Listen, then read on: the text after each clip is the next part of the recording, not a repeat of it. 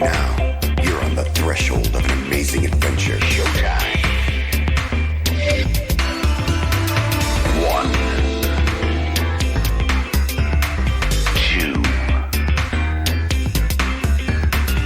one, two. E is all that remains of a once powerful showtime. Right now, you're on the threshold of an amazing adventure. Showtime. One, two, one, two. E is all that remains of a once powerful showtime. Right now, you're on the threshold of an amazing adventure. Showtime. One, two, one, two. E is all that remains of a once powerful showtime. Right now, you're on the threshold of an amazing adventure. Showtime.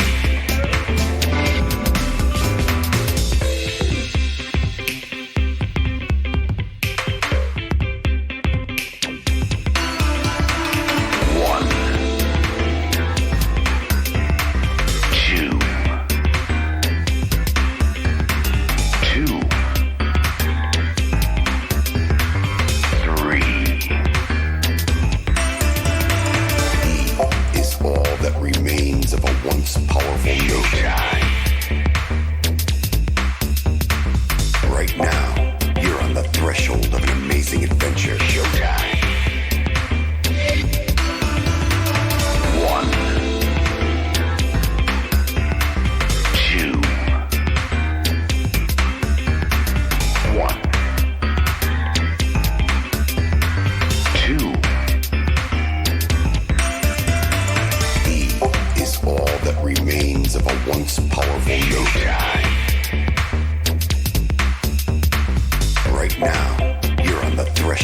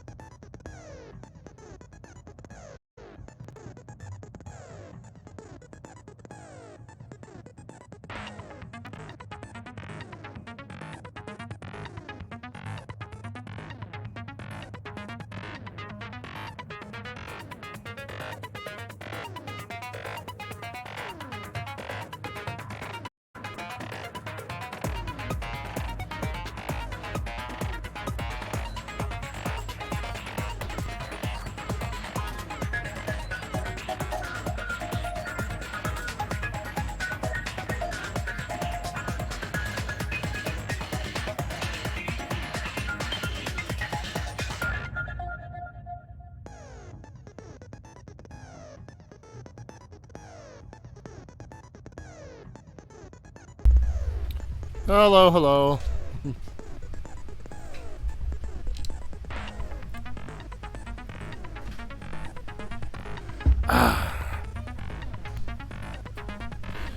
How's it going?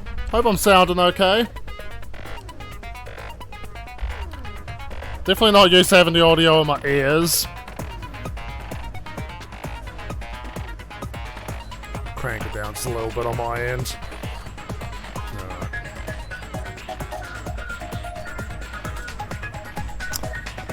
Voting's not gone. Thank you though. I better turn it right the fuck back on.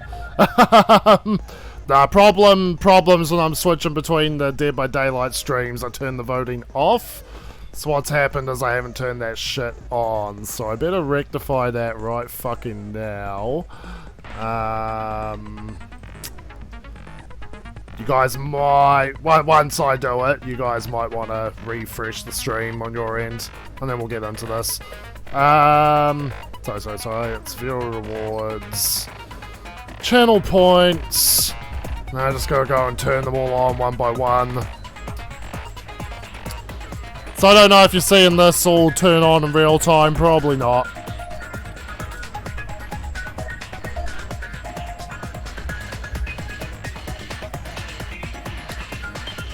Alright.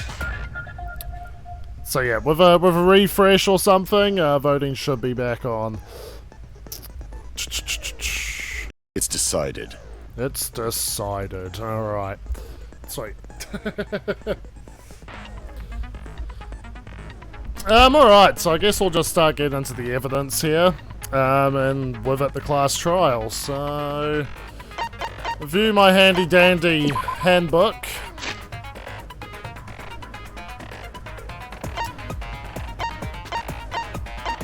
You're the truth? No, of course. The bullet is the truth bullets. Makes sense. Alright. So, Monokuma file. The victim is the ultimate tennis pro, Ryoma Hoshi. The victim's body was discovered in the gym. The cause of death was drowning. Afterward, the victim's body was consumed by piranhas until only the bones remained. He also has COVID. Oh, what a noob. Going to his account during the magic show, and when the timer hit 20 seconds, Gonta went up on top of the stage. No one was in the tank during that time. Gonta didn't notice Ryoma inside the tank until after the piranhas were released. Insect meet and greet. There's 3 parts to this. Or 3 pictures. Okay. So 3 different time slots. The night before, Shuichi and some of the others were forced to stay in the ultimate entomologist's lab by Gonta, who was tricked by Kokichi. Himiko and Angie were brought in 5 minutes to 9 PM. Kokichi left the lab at 9 PM. Shuichi and the others were forced to participate in the insect meet and greet until after 11 PM. Alright, the piranha tank. The water tank that had the piranhas inside it was kept in the Ultimate Magician's lab and was carried over by Kaito, Kibo, Himiko, and Angie. During the magic show, it was hung over the water escape tank, using the control panel for the stage lights. Only the front side was made out of glass, the other sides are made out of wood. It looked like there was no lid from the start. Cause Gonta, gentlemen! Gonta, gentlemen! Marked window frame. The window frame of the top window in the gym. It had distinct abrasions, as if it was scratched by something. There was the same distinct abrasions on the window frame of the Ultimate Tennis Pro's lab window. The window faced the pool and gym. Cram piranhas. The piranhas that ate Ryoma before the magic show. Angie said it looked like there were more piranhas compared to when she prepared for the show the night before. A square glass pane. A square glass pane that was at the bottom of the piranha tank where Ryoma's body had appeared. The other bits of glass were shattered, but this pane remained perfectly square. Locked handcuffs that were in the water tank for the Underwater Escape Act. Since it was made out of stainless steel, it was difficult to leave any marks, but small scratches were still visible. Oh, it seems to have been taken out of the shower room in the Ultimate Tennis Pro's lab. A wet staircase. Behind the stairs that led up to the stage, there was a puddle. The stairs themselves are not wet in certain places. It doesn't seem like the stairs could have gotten wet when the water tank broke. Water tank trick. A hatch near the top that opens the water escape tank. Kokichi's account. Immediately after Kokichi left the Ultimate Entomologist's lab at 9 PM last night, he was caught by Kurumi in the entrance hall. He stayed with her until 10 PM. After he went to the dorms and returned to the Ultimate Entomologist's lab at 11 PM. He saw the figure of a girl in lingerie wandering around the courtyard a few times. Witnessing Ryoma. The last person who saw Ryoma was Gonta. It was around 8 PM last night, and you also saw Ryoma 30 minutes before that. Maki was standing in front of her lab last night. She stayed in her dorm room, only during nighttime. Scratch sink. The sink in the Ultimate Tennis Pro's lab. It looked large enough to fill a good amount of water into it. There were small scratches on it as if it was scraped by something. Tennis net cable. Found on the ground in the Ultimate Tennis Pro's lab. The tennis net cable was properly set up when Shuichi came to the lab the first time around, but the wire had been taken out later. The wire was around 50 feet in length. Black piece of fabric. A piece of fabric that was floating in the pool. At first glance, it looked like trash, but it's a truth bullet, so we know it's not. Entering the pool is prohibited during nighttime. Alright. With that, we begin.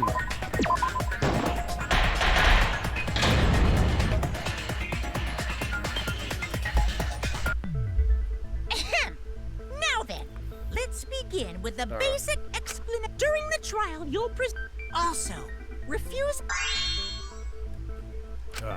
I think we all know who the most suspicious one is. It's... Let's combine our power and work together, everyone! The person who's most suspicious is... Now lend me your energy, everyone, so we can catch the culprit! Because the murder happened during the magic show, the culprit can only be... Yeah! I'm in top form today! Tenko, why are you interrupting me? We can't have a good trial if you talk over me! Huh? I'm not interrupting you! Whatever you have to say is probably worthless anyway, because all males want to talk Himiko's about mine! Himiko seems suspicious. Hey! Angie, how can you accuse Himiko? Aren't you her friend? I'm just telling you what Atua is telling me. He is using his divine knowledge to show us the way to survive. You should thank him, lest he pour his holy wrath upon you all. Screw Atua! That guy's got nothing on me! I'll protect Himiko! But it does point to Himiko being the most suspicious. Ryoma died during Himiko's magic show. His body appearing in the water tank leads one to think the escape trick played a part. It's only natural we suspect Himiko. She was the one performing the trick. Naturally, it is the first person we suspect. The underwater escape wasn't a trick. It's magic! It's denied. You gotta tell us you're not the culprit. Magic, huh? That's so cool. What a mysterious miracle. Now, did you kill Ryoma, Himiko? Atua will hear your confession. Stop it! There's no way any of that is true! It's a generic mail! Himiko used the underwater escape trick to kill Ryoma. But I still don't have a clue how Himiko did the trick. There's no trick. That really was magic. You know, maybe it really was magic. If you don't reveal your trick now, then we'll vote you as the culprit. Stop picking on Himiko! A cute Chinese flower like her couldn't kill anyone! I get that you want to defend her, but that might be a bit much. As I expected, the others suspect Himiko. But I have my doubts. I can't let this case get derailed by misunderstandings. I'm the ultimate detective, so it's up to me.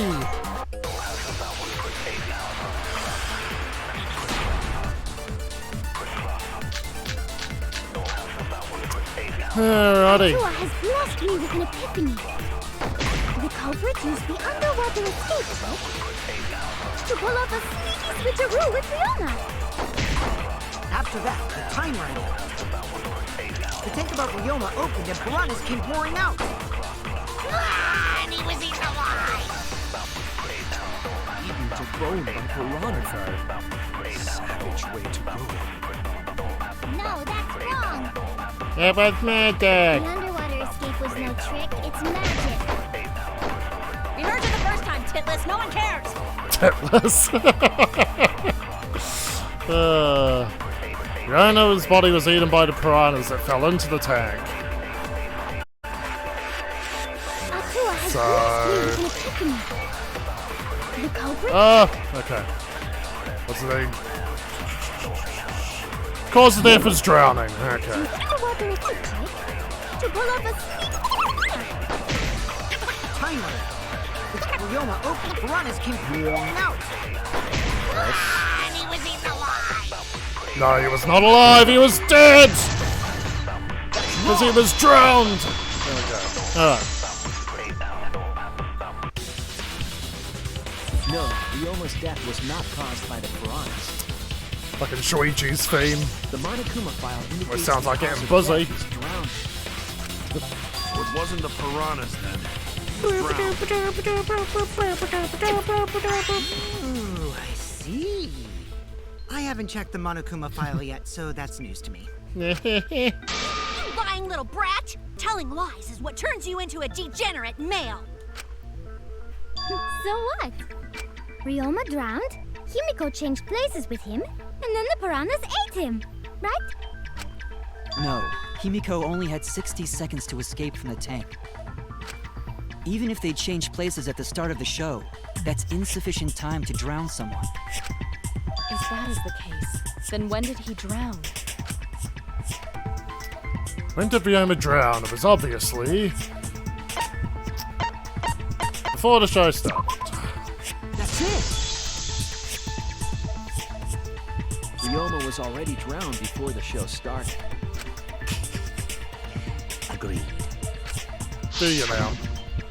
Before being eaten by the piranhas, he made no attempt to escape the water. To be precise, he made no movements whatsoever. By that point, he had already joined the ranks of the dead. Could that mean his body was hidden until the culprit made it appear in the tank? Hidden? Where? The culprit would have had to hide the body near the tank and then show it during the act. Easier said than done. Was there a place on stage where the culprit could have hid the body? Oh wait, Himiko should know since she performed the underwater escape trick. Himiko, why won't you just explain it to us? God, that's magic! No, maybe it really was magic. Shut up. Himiko is committed to her act. Don't you start, Gonta. Dreams are oft liars. Why is everyone still picking on Himiko? You're all worse than a drunk dad's ramblings. We should let him vent. After all, it's tough being the man of the house. Man, we gotta figure out how the trick works to find where the body was hidden. But Himiko does not wish to tell us how she performed her act. So we gotta strip her talent down and out her for the fraud she is. Together to reveal the secret behind Himiko's trick. So, not real magic? No, it was real magic.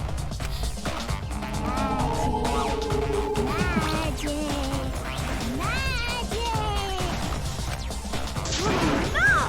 It's Himiko's curse! Her curses are really powerful! Notice me, Himiko Senpai! Incantations usually more, complicated than that?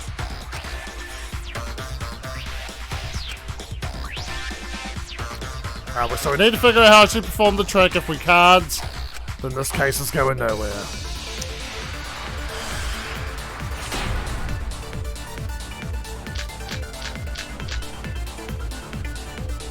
did Himiko escape the water tank? Maybe she just climbed out and no one noticed. Piranhas, the Yeah, she pain. definitely would have been caught. Water tank trick. The hatch, okay. Perhaps the mechanism was set up on the stage. Not a The curtain contradiction. covering the tank was certainly suspicious. What about that square pane of glass we found in the tank? Maybe the tank had a secret hatch. No! That's it, that's it, that's it! Yep, okay. I agree.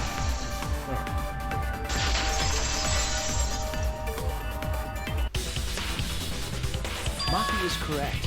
There was an escape hatch on that tank. See, so it did have one.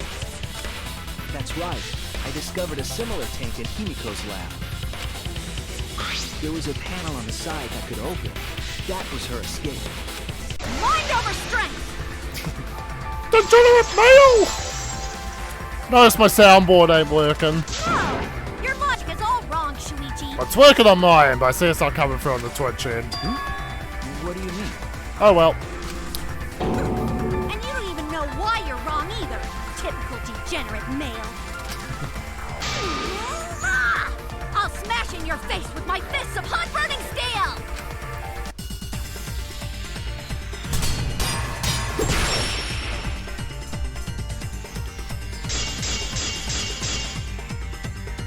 The side of the tank being open Oh, how's this working? There we go. doesn't have anything to do with Himiko's escape. She didn't use an escape hatch. I know she didn't do that. I feel like it's gonna be the weird Now, staircase. I'm gonna punch you! Wait a second. Before you punch me, what makes you so sure she did? Because if she escaped from a hatch in the tank, the water would have gushed out with her. There would have been water everywhere. Hi! Cut through your words! Oh, cut through your words! There was a reason the room wasn't flooded with water. The staircase that was attached to the water tank. Try to remember how the staircase was positioned. It was aligned perfectly with the tank's escape hatch, meaning the water tank was connected to the inside of the staircase. Inside staircase? His body was in stairs? Knowing that, it's clear how Himiko made Just her ignore him. underwater. There was a curtain covering the tank during the performance, allowing Himiko to enter the staircase from the hatch undetected. Any water that spilled out would have simply funneled into the staircase. So how do you get out from the staircase? The staircase also has an escape hatch, one facing away from us. It's placed so that the water would not drain from the staircase. In which case, a person could exit and leave water inside the staircase. However, that person would be soaked, meaning that some trace should Danganronpa teaching you shit. That would explain why there was a puddle around the stairs. So when Himiko came out from the stairs, her wet clothes dripped water all over. Ha-ha, bitch! Caught you soaking wet and red-handed!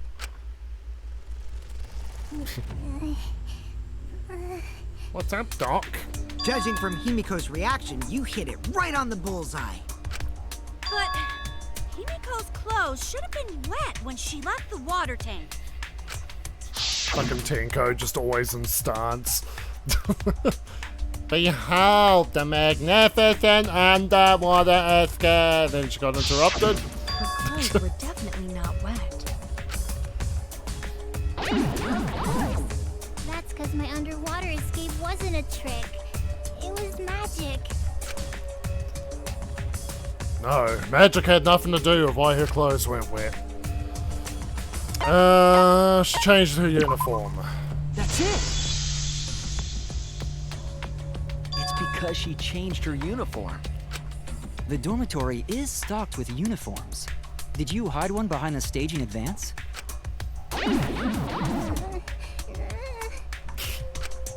remember seeing Himiko go to the gym this morning, carrying a uniform and a towel. Why would you say that? I see. She had a towel too. She may not have had time to fully dry her hair. But her short hair and hat ensured we were none the wiser.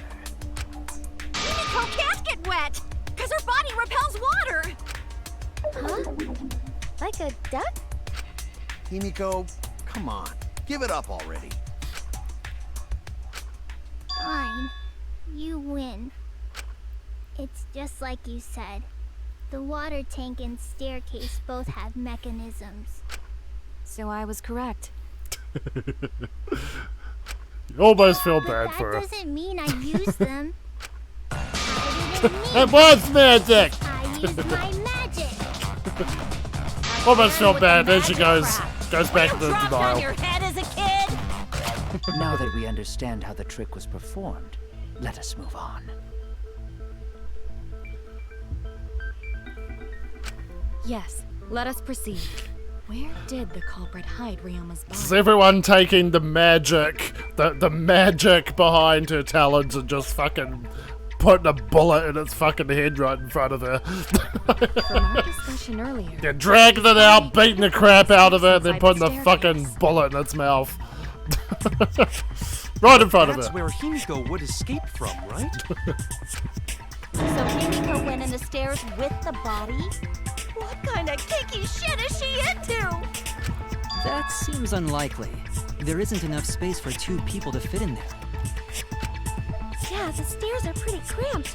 It'd be hard to fit even Ryoma and Can I just Himiko. say it was magic and get to the murder part? Who says they went in together? She could have made the switch as she was leaving the tank. At the same time, she could have pulled out the body from inside Still the Ryoma hat. That way she'd have room to put herself in there. See how easy that is? I think that explains how Himiko changed places with Ryoma's body. Wait a minute! Why did you automatically assume it was Himiko? Who else but Himiko could have done it?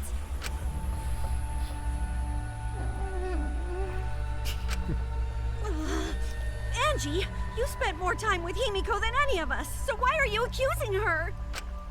You may think you're protecting Himiko, but what if she really is the culprit? We'll all die, and it will be all your fault. Atua will lose precious devotees. Are you okay with that, Tenko? Totally fine with that. I don't care what anyone says. Himiko would never murder someone. That's what I believe more than anything. I love her! I want to believe in her, no matter what. If I can't do that, then I'd rather just die. So until this body takes its final breath, I'm gonna keep believing in Himiko.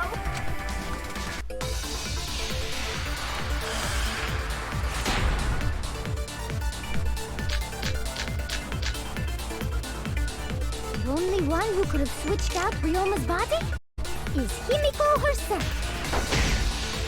When Himiko was escaping the tank, she dragged out the body hidden in the stairs.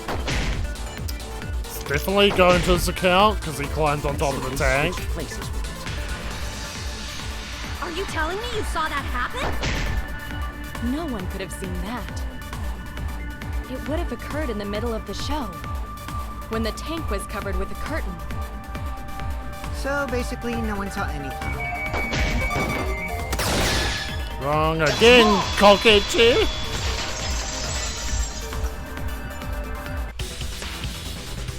Someone did see inside the tank. It was Gonta. Gonta had climbed onto the stage and was looking into the tank from above. Isn't that right, Gonta? Yeah, Gonta saw down into tank, but saw no one in there. Yeah, no one. Guess that clue no good, huh? No, that's actually a great clue. Because If Ryoma's body was hidden inside the staircase, Himiko would have had to pull him out before she went inside. There certainly wasn't enough room in the staircase for both of them. But that means, if the tank was empty when Gonta looked, Ryoma's body must not have been hidden in the staircase. What if they squeezed into that space with Ryoma's body to avoid getting caught? She had no need to worry about us witnessing her at that point. For the entire stage was hidden behind a curtain. To all but Gonta, anyway. Then the culprit never would have considered hiding inside the staircase with the body. Entering the staircase after moving the body is much faster, and seems more rational too. Then Ryoma's body wasn't hidden in the stairs? Someone better say where the fucking body was hidden, or I'm gonna start cutting throats! Sure you will, Miyu. Where's Ryoma's body hidden? We need to pin that down. It's clear that it was not inside the staircase, but where?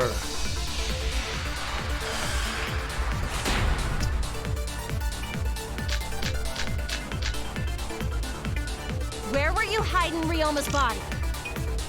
It wasn't really in the stairs, was it? After all, there was only enough space for Himiko. Well, how about behind the curtain? If there was a way to enter the tank from there, then it would be plausible. Then maybe the body was in the tank all along, but we just couldn't see it. Impossible. You need top-notch visual effects to pull that off. Oh no, that was an agreement, that was an agreeing. It's really in the stairs. Treat it like a contradiction. Well, how about... If there was a tank from there, then it would be plausible. Then maybe the body was in the tank all along, but we just couldn't see it. Top-notch visual effects to pull that off. And what of the tank containing the piranhas? Alright, that's what I thought we were talking If about. you put a body in there, the piranhas would have eaten it way before we saw it. But if the body and piranha... Fuck! It's that then one. it wouldn't have been... I just missed. After all, there was only enough space for Himiko.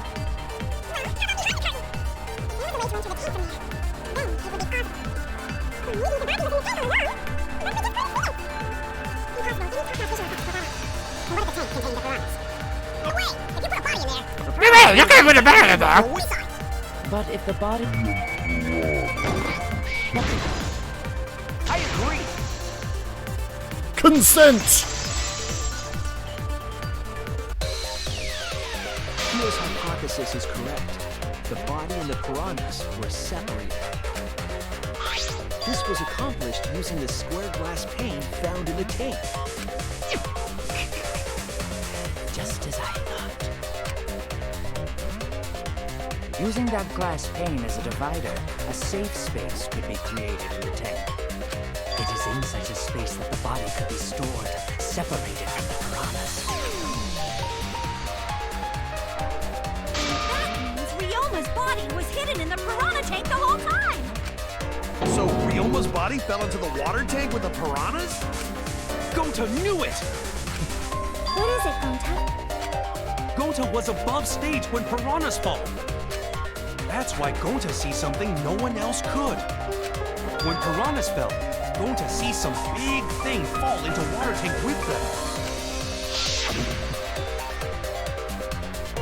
Right when the buzzer hit 0, the buzzer went off. And then...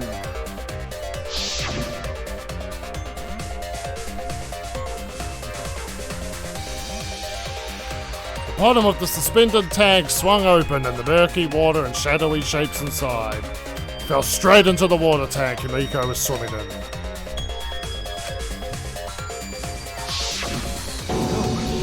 Now that Gonta think about it, Gonta maybe see Ryoma's body.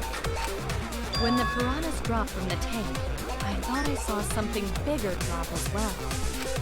The water tank on the bottom is made completely out of glass, correct?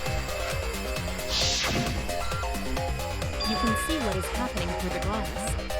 Can you really hide a body in the tank? Even in murky water, a dead body would still be visible in a glass tank. Unless a certain something was used to obscure the body. Certain something? Certain something. We all agree that the glass pane was used to separate the body from the piranhas, correct? Well, that method has the added benefit of hiding the body from view.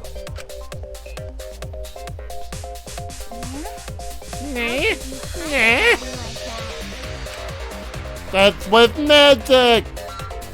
How is the culprit able to conceal the body in the piranha tank? Glass pane. Oh, what? Alright. So, the cram piranhas. This is it! It was the piranhas. The piranhas were obscuring the body. Huh? The piranhas? That's right. Remember what Angie said during the investigation? I noticed it right as the show started. I feel like there are more piranhas today than yesterday when we were preparing. Okay. It's arranging today. Significantly? I didn't know piranhas fuck like rabbits. It seemed that way, but it wasn't at the actual number of piranhas included. It seemed like they were fucking like rabbits, but actually... The glass pane divided the tank nearly in half, right? The piranhas got crowded together, making it look like there were more of them. This fucking theme goes hard, fam. The more densely the piranhas are packed, the harder it is to surpass them. Just calm down, Kaede. You're going too hard in the soundtrack right now. See the body hidden in the tank. Can't pay attention.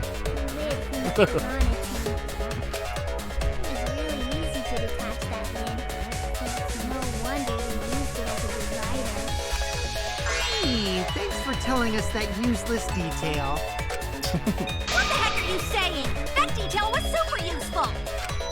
Sure, the lid looks a little big, but if you set it diagonally, it would fit perfectly. Nice job, Himiko! Your explanation was awesome. This much evidence? It seems like the body was definitely in the piranha tank. Congrats, Himiko! Now there should be no reason for anyone to suspect you. Really? Yeah, because if you didn't switch places with the body, then you couldn't have killed him. It only means we now have other suspects. You are not cleared of suspicion just yet. Okay, but still, that's way better. That's wonderful news, Himiko! Atua is happy for you. Apologize, Angie. You and your Atua better tell Himiko you're sorry right now. Atua is sleeping. He went to bed angry because you all doubted him. Petty-ass god. No, it's okay. All the best gods are petty ass, I guess. We should be mad at this class trial. At this killing game. Oh, Himiko! Bless your sweet, kind heart. That's what Atua said anyway. What? It's too bad that the handsome god went to bed angry, though. Himiko's still brainwashed. But I'm not giving up just yet. This is gonna be a breeze. Hey, yeah! Great. Now what are we gonna do? We're back to square one. And why are we back to square one? Because any of us could still be the culprit. Jeez! You flunked out of tard school or something? Fucking me, man. Nuh-uh. Not everyone. We can narrow it down to whoever doesn't have an alibi yet. Eh? What alibi? I guess I should have known a dumb whore pig like you wouldn't understand. So let me explain. Oh, burn. Who you calling a dumb pig? If there's this much evidence, then there's no mistake the body was hidden in the piranha tank. Can almost ship those two. But for someone to plant the body in there with such limited time is pretty tricky. Kokichi brings up a valid point. There's only one time the culprit could have set up the scene.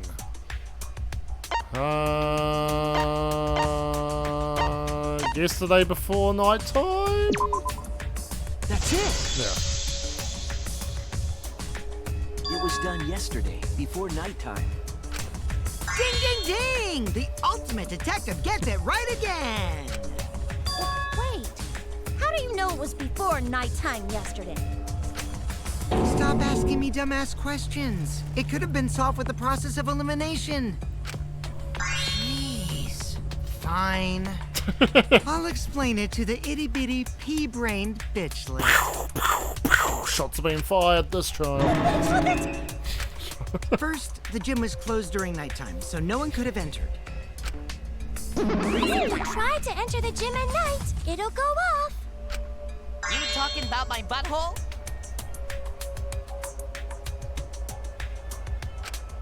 No, she means the alarm. After nighttime I got nothing. passed, morning came. But hiding the body before the show was... Impossible! Himiko and I were waiting in front of the gym before the morning announcement. Which leaves only one possibility. It was done before nighttime yesterday. Anyone who doesn't get this is just as stupid as the whore bitchlet over there. So the culprit placed Ryoma's corpse in the piranha tank before nighttime yesterday? Which means he was also killed during that time frame. Yay! Now we know what time the crime happened, right? I still don't really get it, though. Can we narrow down the time of death a bit more? I'm sure we can narrow it down more if we consider the source of information. The insect meet and greet. Was Ryoma? No. No, Ryoma was not present. I don't believe anyone go to catch her and see Ryoma. No. What clue helps determine when Ryoma was killed?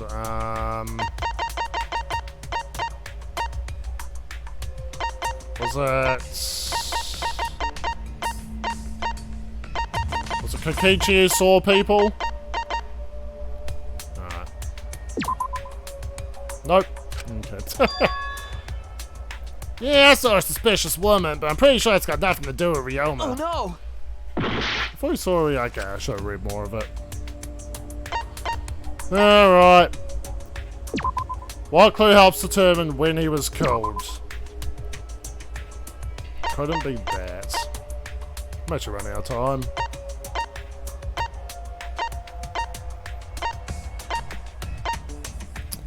Witnessing Ryoma. Fucking hell. This is it! If we can find out who last saw Ryoma alive, we can narrow down the time of death. Kirumi, you were asking everyone when they had last seen him, right? Yes, Gonta was the last person who saw Ryoma. What? Really? And when was the last time Gonta saw Ryoma? When Gonta was inviting everyone to insect meet and greet, so... Gonta think that was maybe 8 p.m.? If he was last seen at 8 p.m. and was killed before nighttime officially began... Then we can assume the crime took place between 8 o'clock and 10 o'clock at night. So all we must do is find someone with no alibi for that time period, yes? Simple enough. After all, most of us were detained by Gonta then. If I recall correctly, the only people that weren't there besides Ryoma... That would be the four of us. Myself, Kaito, you, and also Maki. Now, Kirumi, you would tell the truth, even if it screwed you over. I do this for everyone. It is my duty to unveil the truth, so I do not care if people suspect me. Ah, beautiful! Your spirit of self-sacrifice is just too beautiful! Alright, Diet Nagano. We will also say this. The crime took place between 8 and 10 o'clock at night, and I was at the gym during that time. But I was only there for about 5 minutes. Why would you even say that, though? You're tying a noose around your neck, you know. I don't care if it was 5 seconds. It's way too suspicious that you were alone in the gym. I think the cleaning lady here is the culprit. You killed Ryoma, didn't you? It is too soon to tell. We should hear what everyone has to say, right? Fuck that noise! But Miu, you don't have an alibi for when the crime occurred either, do you? Think I'm suspicious? I don't even know where the gym is. Doesn't telling such obvious lies make you more suspicious, Miu? The other two without alibis are Kaito and Maki. Let us hear your testimonies. I was in my research lab the whole time. I didn't go to the gym. But that cannot be proven, can it? What about Kaito? Only murderers grow out creepy facial hair like mustaches and goatees. What? My goatee's not creepy. It gives me a glamorous celebrity vibe. Yeah! Anyway, among those four, the culprit must be the one who doesn't have an alibi. Goatee and proud! I apologize, but given the circumstances, we have no choice but to suspect you. Suspect who? Who's the culprit? Wait up! Why are you guys suspicious of me? Yeah, there I've we been go. helping the whole time. Oh, that's a freeway. Wait, remember now. I do have an alibi. You will see whether or not I am suspicious as the trial progresses. I'm No not way the I'm the culprit. culprit. Oh no, the mass panic debate is gonna start. That's what you're thinking, right? Well, you're exactly correct, buddy, but we're gonna add to it. Loud voice dialogue. They shout, yep, Kaido's gonna start screaming. That blocks out everyone's arguments. Even if you seek a weak spot, I can't refute it. So I gotta silence it. Alright. So basically, when that starts happening, the correct phrase is probably shootable during that. So.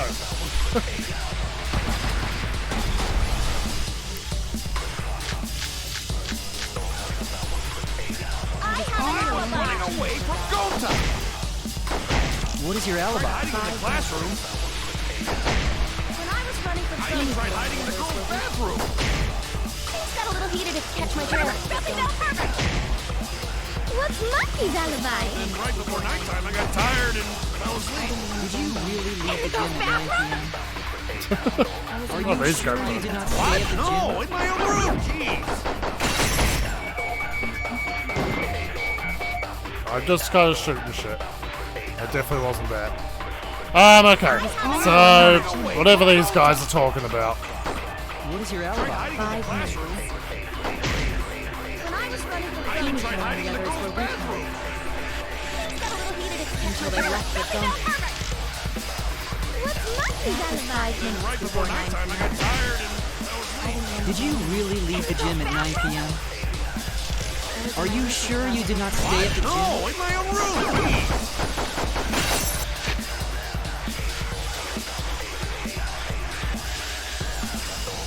Kakeichi's account.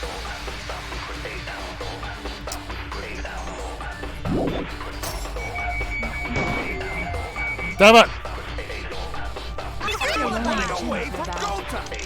Yeah, I can't imagine what else Tried it hiding is. in the classroom.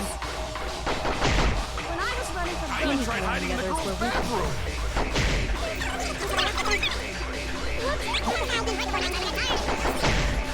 Did you leave the gym at 9 p.m.? Are you sure you did not stay at the gym? My own room. I heard it!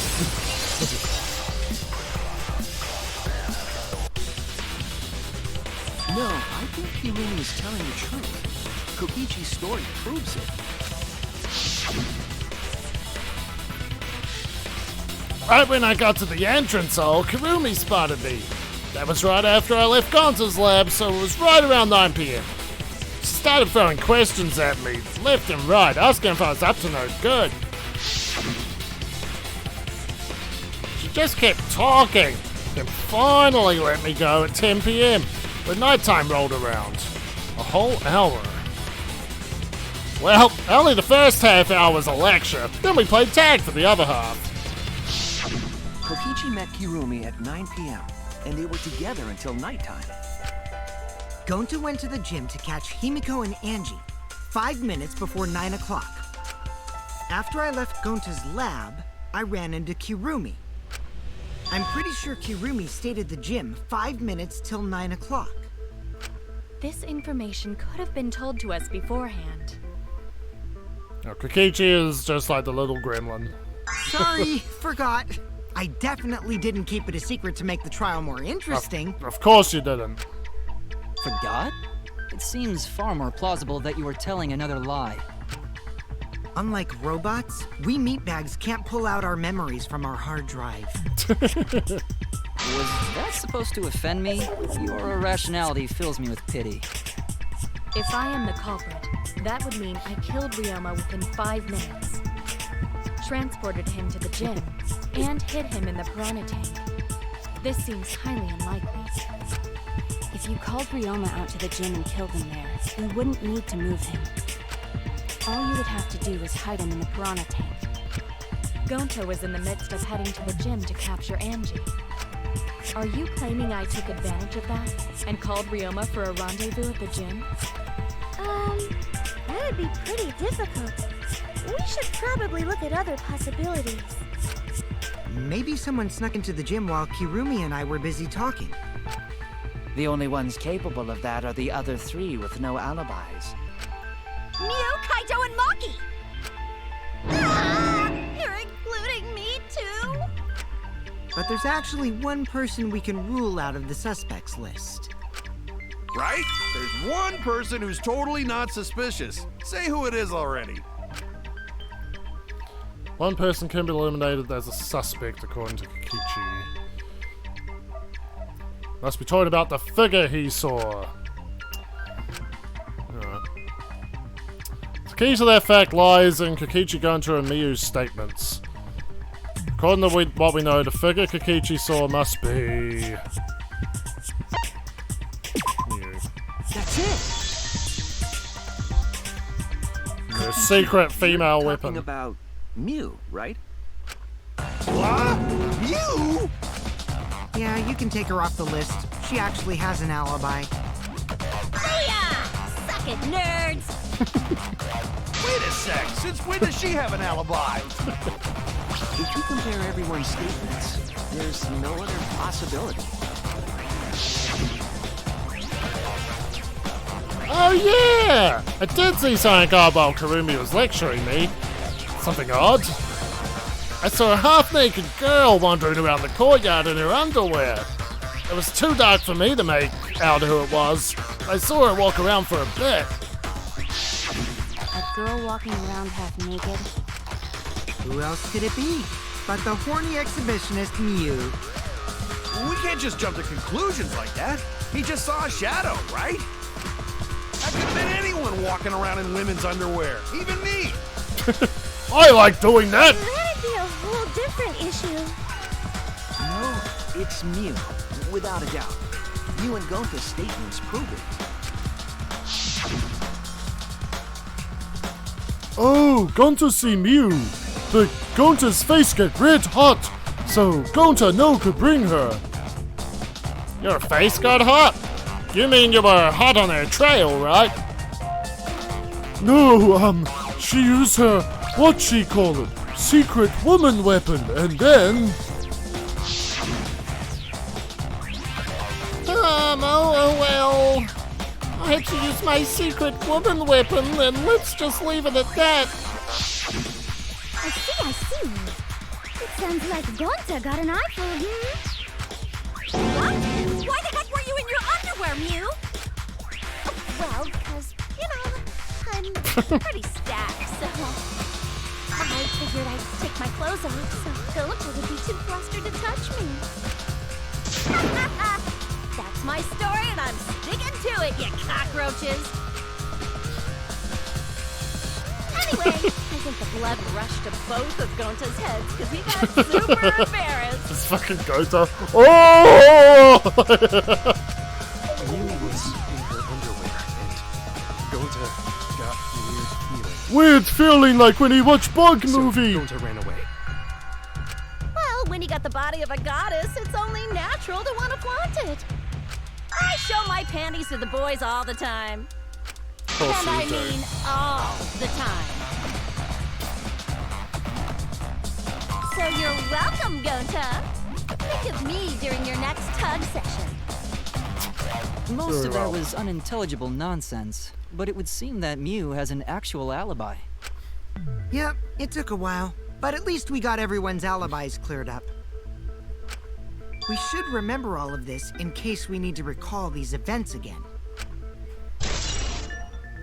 Alibis for yesterday is being recorded in the That monopad. leaves Kaito and Maki as the only ones with no alibis. Then one of them must be the culprit.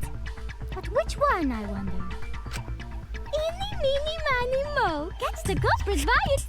Hold up! Don't decide just yet! Two prime suspects, Kaito and Maki. But something inside me doesn't want to accuse Kaito. I want to believe Kaito. Until he's proven guilty, I will trust him. Maybe we should determine the sequence of events. The culprit No, we should do something more fun. And I have the perfect idea. We narrowed it down to two people, and one of those two is the culprit, right? Since we don't have to randomly accuse each other, finding the truth just got much easier.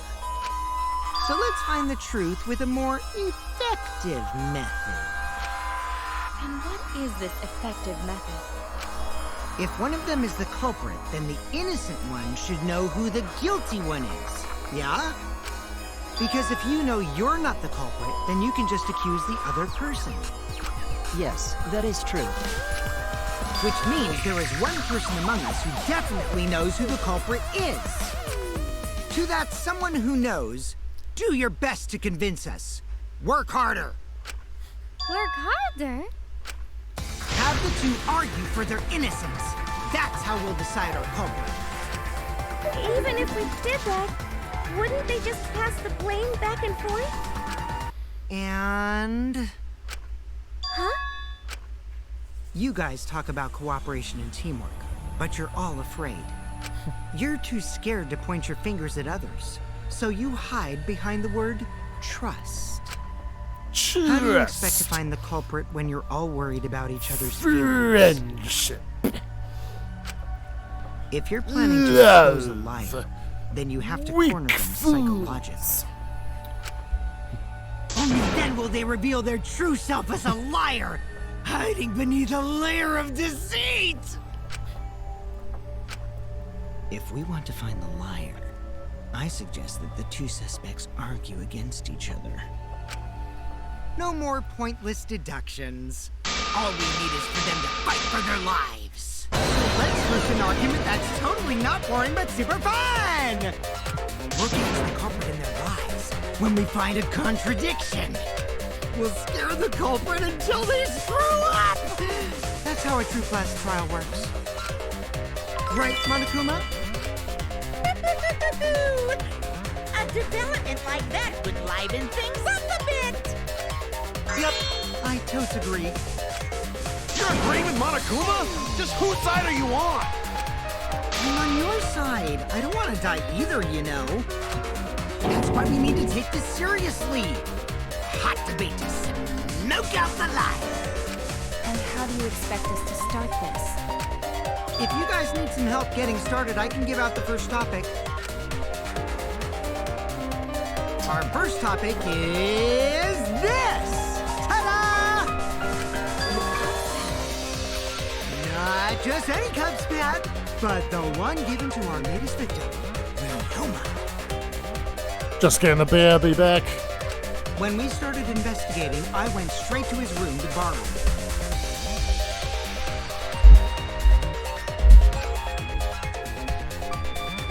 So, it wasn't the culprit who took the video from his room.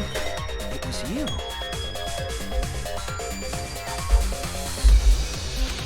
And the reason why I brought it out just for this occasion is... Because one of these two had Ryoma's motive video. Dun dun dun! One of these two had it?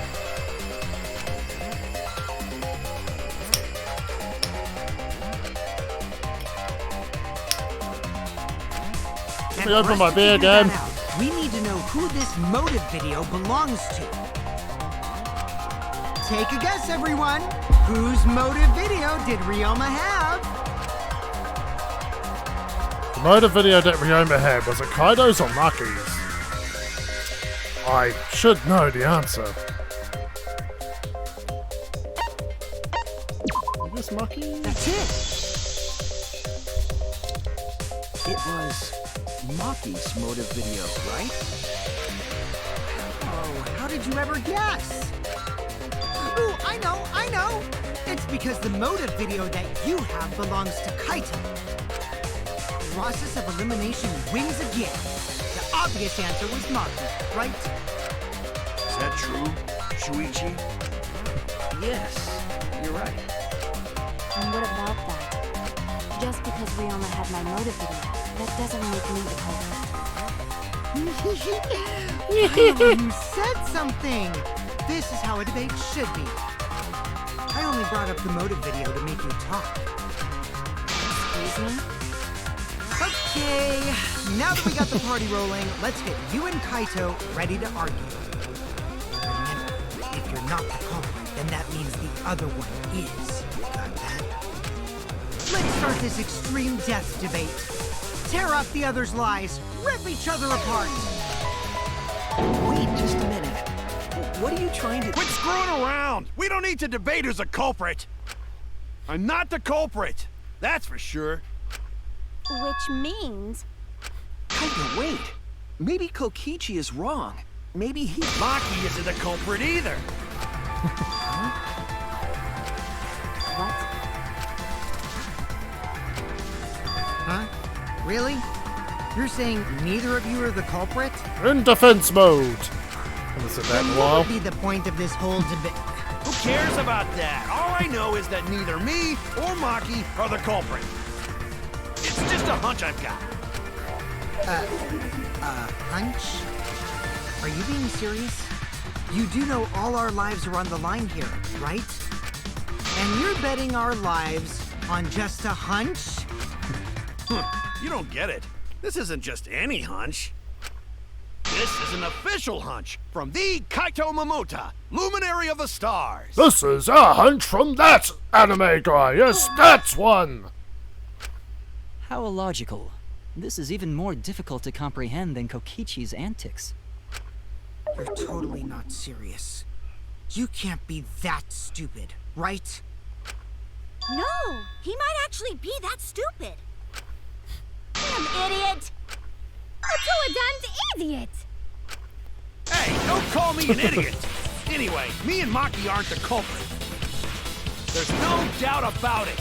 I believe in Maki. You what? You believe in her? Like, based on what? Huh? I don't gotta base it on anything. No matter where the clues point. In the end, the only thing that matters is what I believe, right? Whether I believe or not. Whether I want to believe or not. That's the only thing that matters. So, you do not have any evidence. Only baseless conjecture.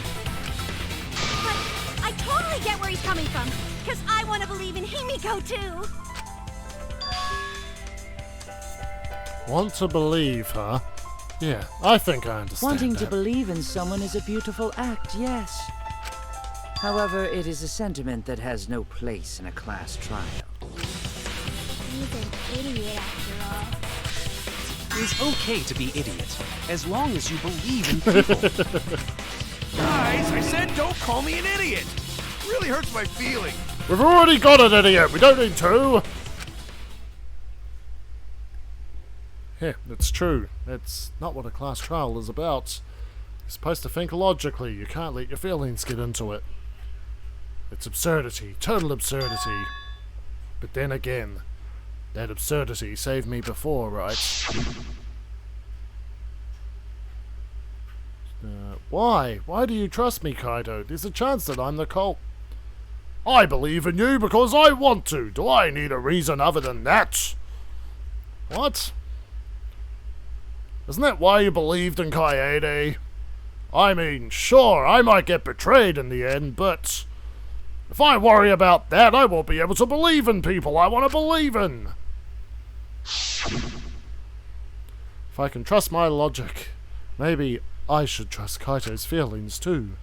Yeah, it'll work out in the end, I so... believe in Maki as well. What? That's our Kaido, right? Making us think with our hearts. You too? How could the ultimate detective believe Hearts! Light!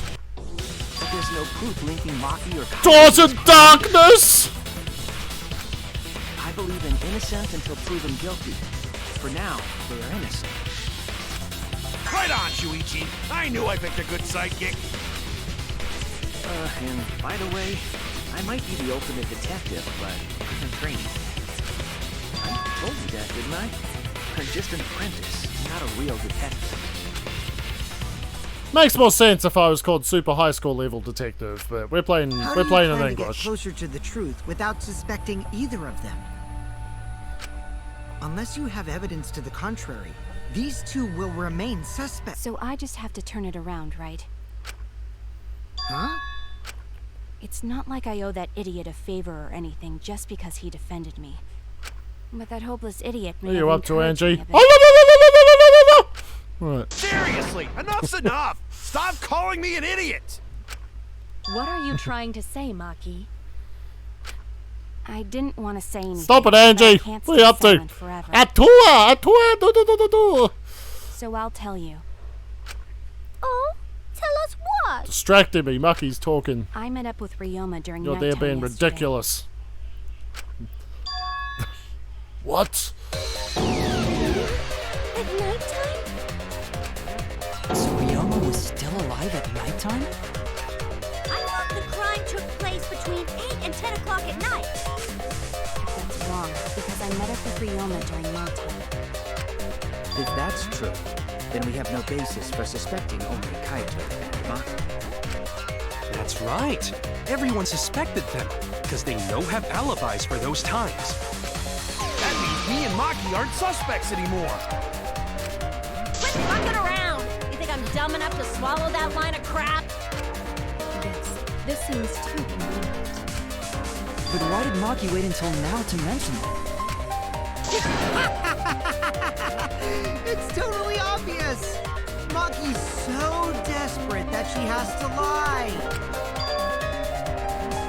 Was that a lie?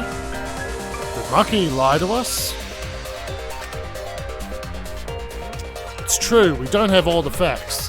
But why would Maki say that now of all the times? If I trust her innocence, I should believe her statement. But should I? Is that the intermission?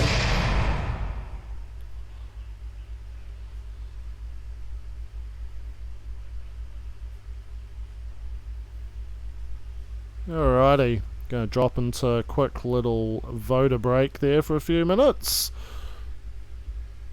So if you're holding on to some mono coins, get to spending.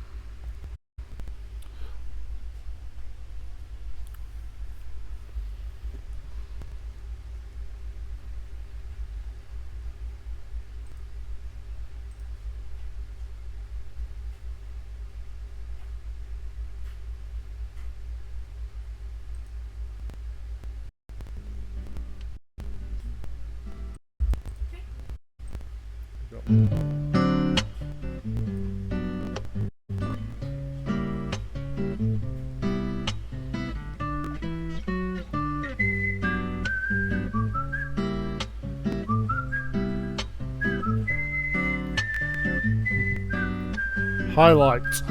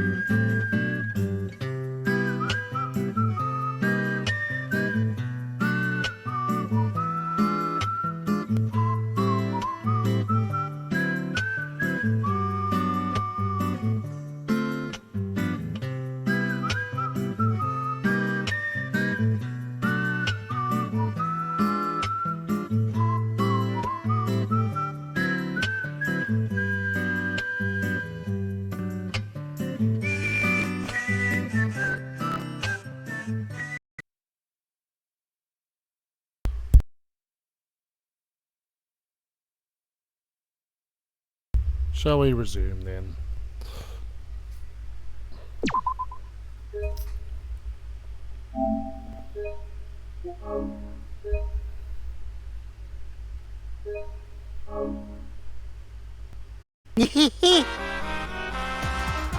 Now then. Oh, okay. Fucking beer. It seems the voting is finished. Now then, let's see the result. Who will be chosen as the blackened? Will you make the right choice or the dreadfully wrong one? Monosuke, well, wait a second. What result? Voting time hasn't happened yet. Yes, it has. Don't you remember, Monosuke? No, it hasn't. You're the one who doesn't remember, Monotaro. Oh, man, you're right. Silly me, I'm so forgetful. Wow, I didn't expect you all to get so worked up over such a small lie.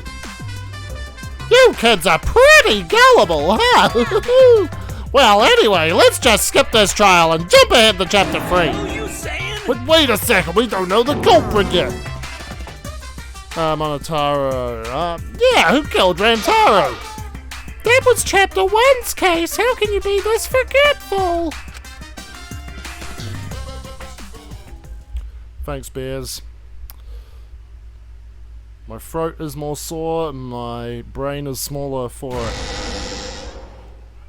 Another shocking truth. Square one.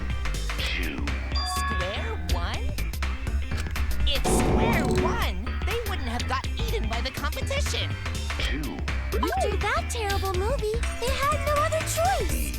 Is all that remains Wow, of a once what does that mean? Yeah, what does that mean? It means he doesn't want to get involved in another pointless argument, like this one. adventure showtime. We shouldn't listen to anything Maki says.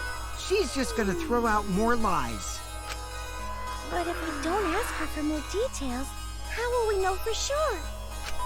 I told you already, we don't need to. I hate liars. Liar, liar, pants on fire.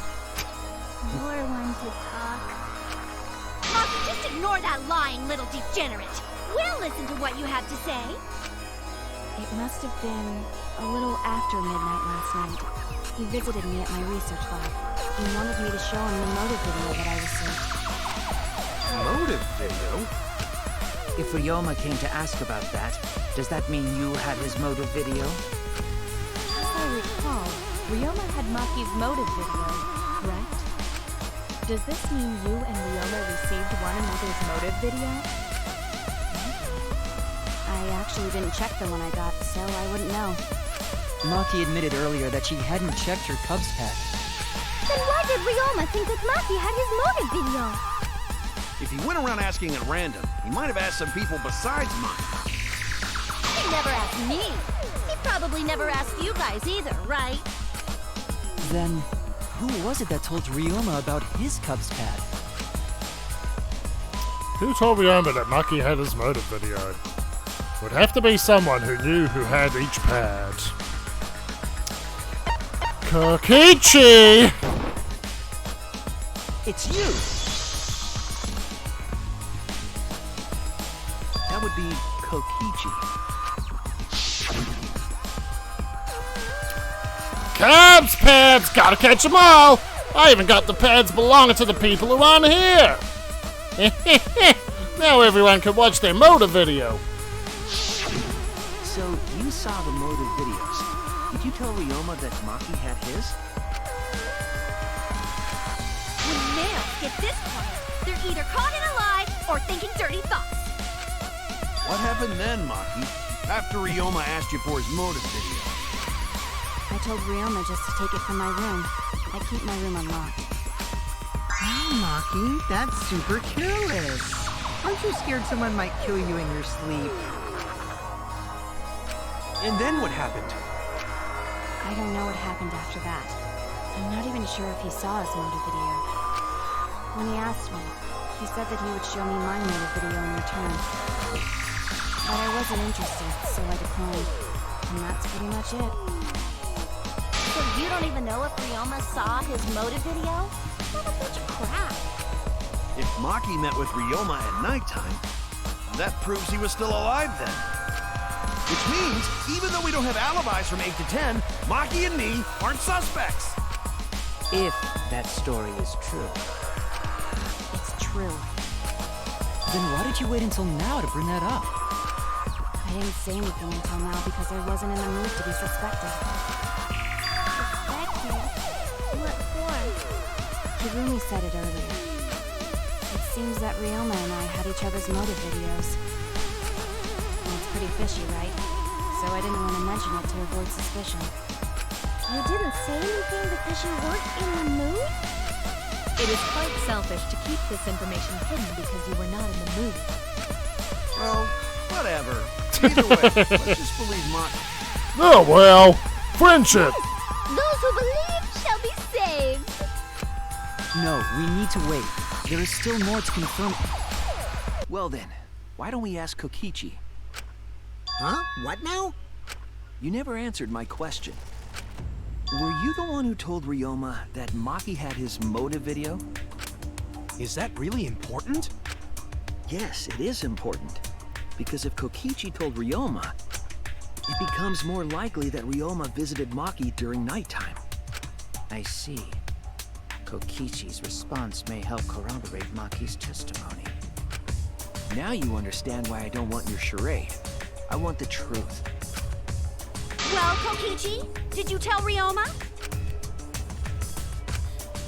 You said it earlier. I don't want to die, right?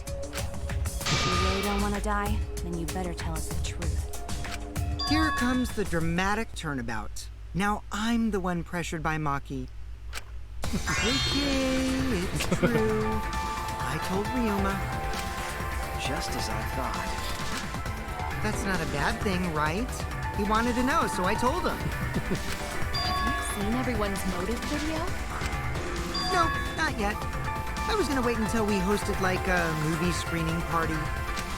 I just checked Or is who that had a lie? clues so I could give them back to everyone after. I see. Anyway, if Kokichi told Ryoma that, then he must have gone to see Maki. That means Maki's telling the truth. Ryoma was alive during nighttime. No, we cannot be too sure about that yet. Even if Ryoma and Maki did meet, it does not mean it was during nighttime yesterday. So you still suspect me? I am saying it could still be a possibility. If there is still a small chance of you being the culprit, then I cannot trust you entirely. Because everyone's lives are at stake. Then which is it? A lie or not lie? She's not lying. Can't you tell just by looking at her? If it was that easy, we'd be done by now. No, this is a world of lies and betrayal. And magic. Himiko, it breaks my heart to hear you say depressing things. I find Maki's testimony suspicious. It's far too convenient for her. This is difficult to determine. Maki is lying. Like I said before, a liar like me knows their own kind. I'm not lying. I did meet up with Ryoma during nighttime. I'm telling the truth. Is it a lie or the truth? This is the turning point. This will change the fate of the case. And I said I would believe in Kaido, and that means believing in Maki. We're best friends now. And that means I have to do it. I need us all on the same page. I have to change where this argument is going, just like Kaede did. I gotta use a lie bullet? No. I think I gotta use a lie bullet. Alright.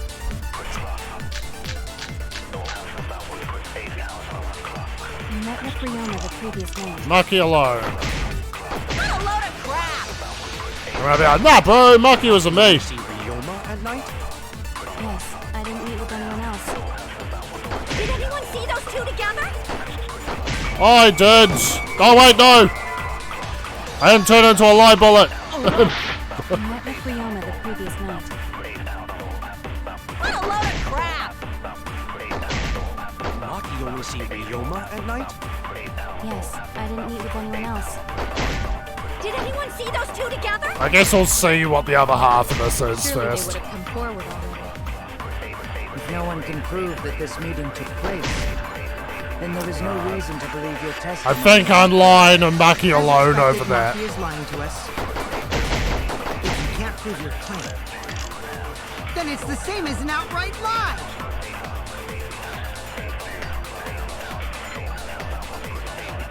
I met with Ryoma the proof point. What a load of crap! Maki only see Those two together? If no one can... I only feel the truth. Perjury! I might not be able to prove they met, but I can prove Maki wasn't alone. Oh, please explain. Well, Kaito and I trained together every night. Yeah, the lie bullet. Such a cool idea, but my god is it so underused. And yesterday, because of the insect meet and greet, we started late. I think there's only one time in every class trial where you have to use a lie bullet. There's an alternative path that every trial can take with lie bullets, I know that. They all meet back on the same junction, but... Yeah, I know there's other points where you can use a lie bullet and it takes you down like a alternative class trial path. You don't have to say anything. Trophies for it I don't have. Anyway, we were doing some frog squats on the school stairs when we heard two people talking. People talking? We knew one of them was Maki. Yeah, a lot cooler than the copy bullet, for sure. Do not miss the copy bullet. It must have been Ryoma. Yeah, maybe. That was probably around midnight. Wait a minute! If you heard their voices, then that means... So Ryoma and Maki did meet up. No, hold up! Why'd you sit on that info for so long? Because until just now, I didn't think it was relevant. I actually don't have all the trophies of E3. I would say this game's a worse grind than Danganronpa 1 and 2 put together. I had no reason to bring it up. Now. We don't know if Maki was really talking to Ryoma, right? Like, savage grind. It is true. If I knew for certain, I would have said so sooner. But considering the circumstances, I can't imagine it being anyone but Ryoma. None of us were talking to Maki last night, correct? So it must have been him. And nobody say you suddenly remember talking to Maki. Way too late for that. And you two did not confirm who Maki was talking to at the time? If I overheard a conversation... Kaido jumps on board. Yeah, Kaido's the bro. Chat. I'm his sidekick. We are still part of a killing game after all. Whoa, chill out. Why the scary face? That was my bad, but it's not really manly to eavesdrop, you know? I wouldn't do something so uncool. Anyway, I know that we heard those voices. Maki is not lying. You know, Kaido's hairstyle is pretty much a reverse goatee. Goto will believe friends. He has like goatee man. You gonna believe him? Just like that? But Shuichi has no reason to lie. Yes. If his lie leads us to the wrong culprit, he will join us in eternal sleep. Eternal sleep. Unless he wishes for death, we should be able to believe him. That's right. You can believe me. Yeah, you're right. I'll believe him too. Belief shall set you free. I'd be so surprised if Shuichi was a liar. Especially after we believed him for so long. We wouldn't be able to trust anyone anymore. Well, it's not like Kakichi knows. Kakichi knows. All right, that proves it then. Ryoma was still alive during nighttime. In other words, me and Maki aren't suspects anymore. right. I guess that means everyone's alibis no longer matter, yes? So, everyone is culprit again? So, we're right back where we started. What a pain. However, it should be clear now that the crime occurred after nighttime began. Gained his respect by lying. Yeah, probably. Kokichi's also kind of guy who's like, oh yeah, I want to see where this goes. I'll play along. Then when was Ryoma's body placed inside the piranha tank? Well, the gym is locked at nighttime, so it must have been the next morning. But That's not possible. Himiko and I were at the gym, remember? So did we fuck up by thinking the body got stuffed into the piranha tank? I don't think so. We have evidence to prove that's what happened. Then when did the culprit throw the body into the piranha tank? When did Ryoma's body get placed in the piranha tank?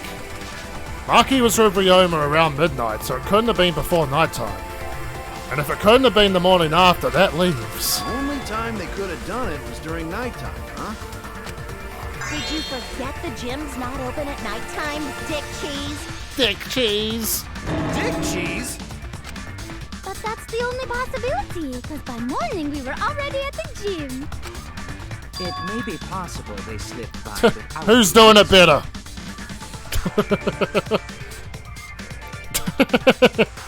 Assemble! No one can slip by me. I'm known far and wide as the snoozing sorceress. What a terrible title for a dwarf. Are you positive that you did not see it? You cannot enter the gym at nighttime. Himiko would have seen it. She might strike out, but she always keeps her eye on the ball. I don't even play baseball. But we can't disobey school rules, right? The body was probably moved in the morning. Calm down, everyone! Gonta sure if we discuss disagreement. I see through your arguments. Disagreement? What? A disagreement? Alright. You mean you're split down the middle again? Enough of an easy mini game, but the song's bitchin', so I got on my headphones this time. Proud to present its very own more phenomenal trial grounds. Yippee! We've been waiting for this. And the game knows the song's good, so hypes these up. We gotta do that whole crazy thing again? Seems like our opinions are split on this matter, but if we focus on the evidence, the facts will become clear. All I have to do is show them and make them accept it. If I can't get them to see the truth now, my lie would have been for nothing. Sorry, burp.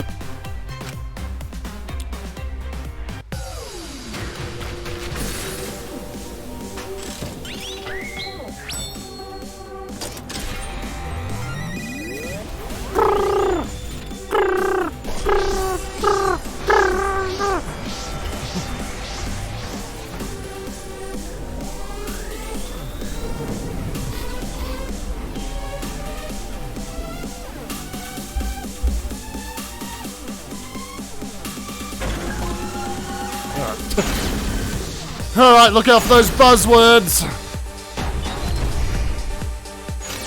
Did the culprit move the body just before the morning announcement? She said It announcement! was in front of the gym with the others, before the announcement. Of course! That's my reasoning. Possible you simply missed the culprit. Missed! You were right in front of the door. There's no way we could have missed them. Remember, the rules state that you can't enter the gym. Rules! Rules probably Shut up, don't slut! apply to corpses, you know. The piranha tank is too far from the... I got this! Shut up, other slut! Reach the tank from the window above the stage. But pool next to gym also off limits at night. I'll let you finish, Gonta, because you gentlemen. Off limits, not the pool area itself. But should we trust Maki's testimony in the proposal? It's okay, because we have Shuichi's testimony too. Even though he is a degenerate male!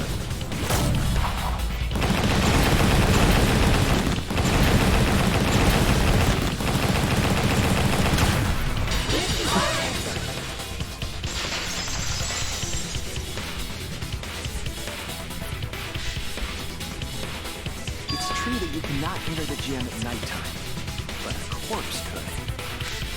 I I am positive that the window was how the culprit moved the body.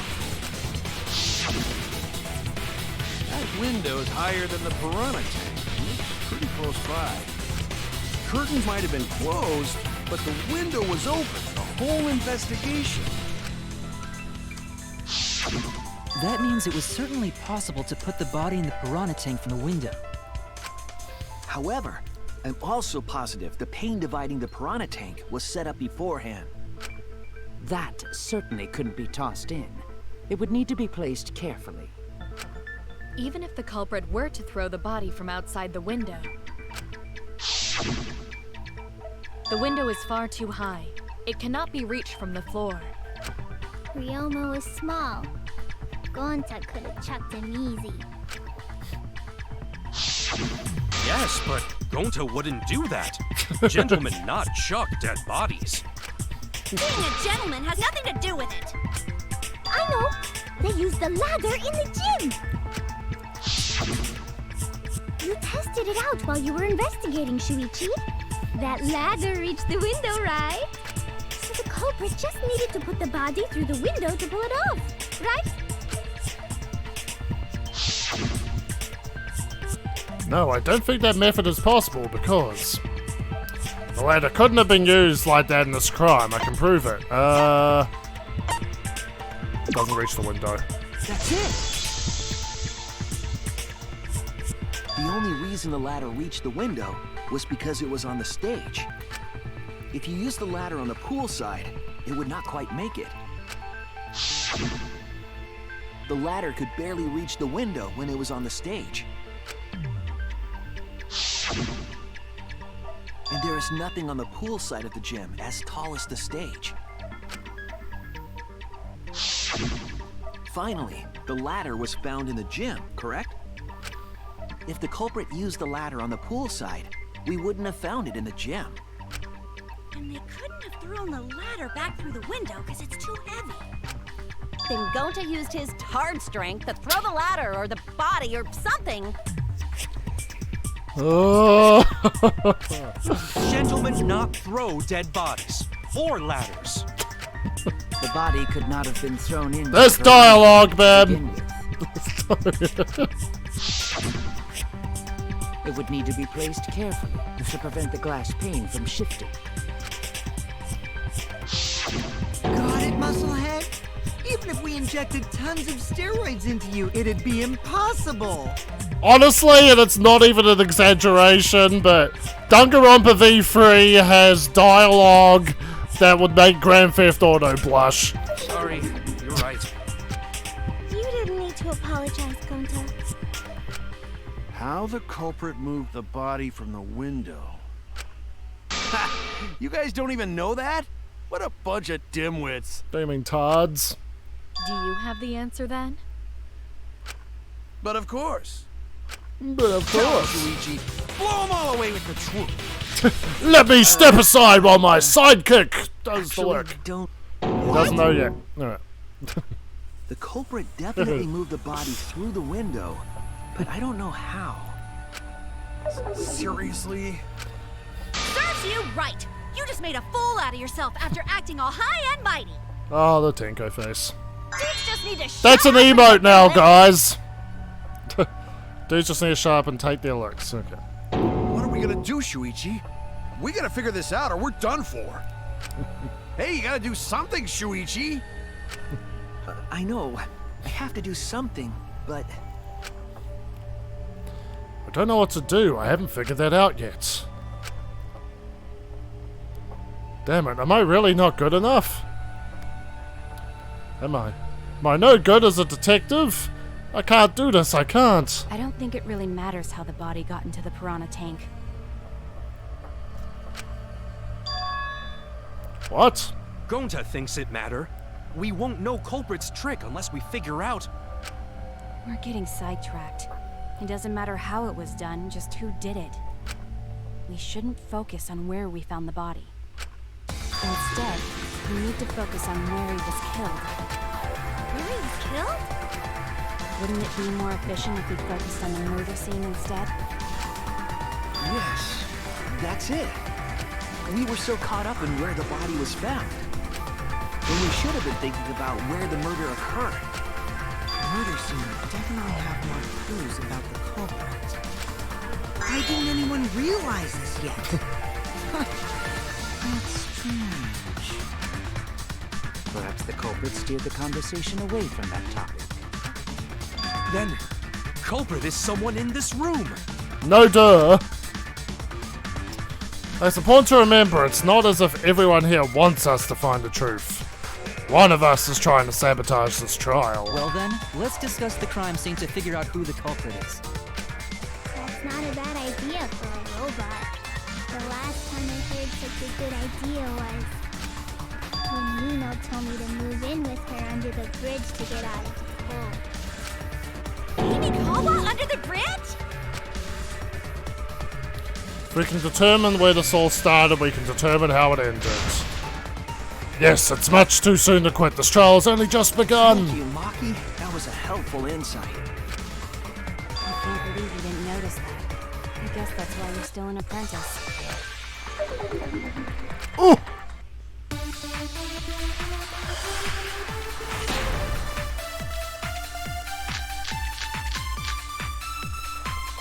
First, let's establish the crime scene. Wasn't it the dorm room? Ryoma was relaxing in his room when he got trapped. But the cause of death was drowning. There's nothing in his room that could collect enough water. He's got a toilet, doesn't he? Drowning toilets? Impossible. Unpossible. Consider places where water is stored. The only place that fits is the pool. Even if you use magic, there's no other way. Well, it must be the pool then. Nah, that little turd drowned in the toilet. Shut your mouth, you lazy Sal. I can agree with that. Cause of death is certainty. Ryoma drowned in the water. The pool seems like the obvious answer, but I have my doubts. Okay, so the pool rules. Wasn't it the dorm room? Drowning. Doesn't he? Impossible. The place that fits. That's wrong!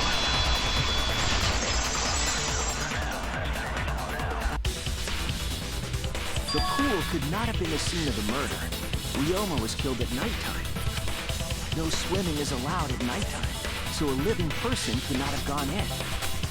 A dead body is fine because it's just an object. But if a living person entered the pool, I think I might cry. Cry as loud as you want. I'll cry with you. We can spend the night together crying. In the morning after, I'll write goodbye on your mirror in lipstick before I quietly leave.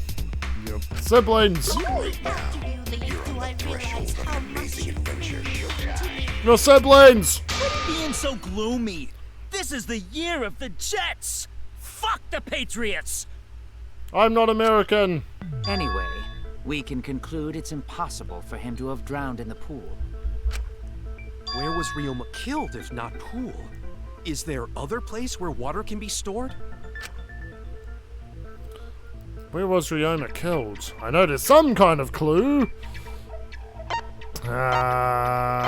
There's a couple of clues. It'd be the scratch sink. This is it! Yep. Not too early to jump on the scratch sink. In Ryoma's lab. There were distinct scratch marks on it. Scratch marks on the sink? And I believe those scratches were caused by...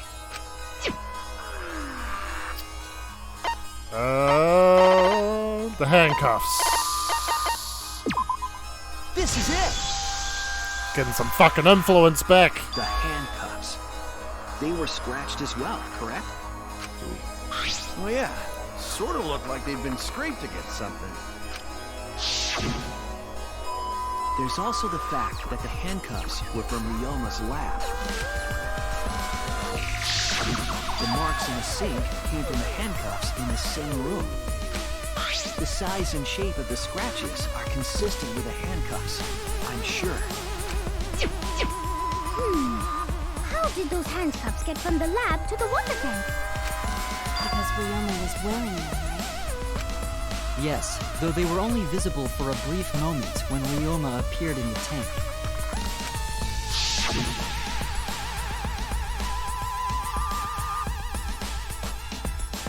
I am certain he was wearing the handcuffs at the time. The handcuffs were left after the piranhas devoured Ryoma. So the culprit handcuffed Ryoma and drowned him in his lab sink. Ryoma must have been pretty yummy. They chomped up his entire body. Arms, legs, brain. I'm sure he was very tender. Disgusting things! I don't want to hear it! I don't want to hear about eating degenerate males! Mixture with the fatty parts just right. Then when they bite down, it gushes. Mmm, deep fried Ryoma. Please stop! But how did culprit handcuff Ryoma? He could have used Shikuchi method to get away, unless someone ambushed. My Shikuchi method. It's possible they knocked him out before handcuffing him. Though there's no way we can be sure, now that he's not the bones. Makes for a cute little cartoon skeleton. I doubt he was ambushed. I'm pretty sure the culprit got Ryoma by... whoops. Don't pay attention to Lulomi. I'm just talking to myself. Of course you are. When you talk to yourself, pretend you're eating and chew with your mouth closed. Otherwise, you'll get a mouthful of peanut butter squid. It's so disgusting you'll laugh. So we all agree Ryoma was drowned in the So sink anyway- last night, right? That sink could have held enough water to do it for sure. Alright, I'm calling it. The crime scene is Ryoma's fucking research lab! But how did the culprit carry his body to the gym from there? Isn't Ryoma's lab on the 3rd floor of the academy? It's actually not far at all. Although, perhaps it's more accurate to say there's a shortcut. Was there a shortcut? What shortcut between Ryoma's lab and the gym did the culprit use? Oh, totally the sink over here, not the window that I've started on. Damn, I'm good at this game. The shortcut is the window in Ryoma's lab. The window? That's right. None of the windows in this school open. Except the one in Ryoma's lab. And on top of that, the window faced the pool. You could see the gym straight across. Did the culprit drop Ryoma's body into the pool area from the lab window? Then they could have thrown the body into the piranha tank through the gym window. How's that? Mission complete! Your explanation contradicts some things we discussed earlier. The gym window was too high to reach from the pool side, even if one used the ladder. That's right! I apologize! I must go on a journey to reflect on this! We keep hitting dead ends, since we don't know how the body was thrown into the gym. Well, that didn't really give us any info about the crime. Not necessarily. We learned a lot of important information. Now that I'm sure the scene of the crime was Ryoma's lab, the case is becoming clearer. To determine how the body got from the crime scene to where it was found, I have to figure out how to get from the 3rd floor window to the gym. Alright then, I have to analyze the possible methods and find the most likely. Oh, okay, sick. So this is this game's version of the Logic Dive. And it's a parody, and coming back round full circle to our Yakuza streams, it's an Outrun parody. Anyway, it's beer o'clock for me, old BRB. I'll actually make this another little voting screen. We'll be back soon.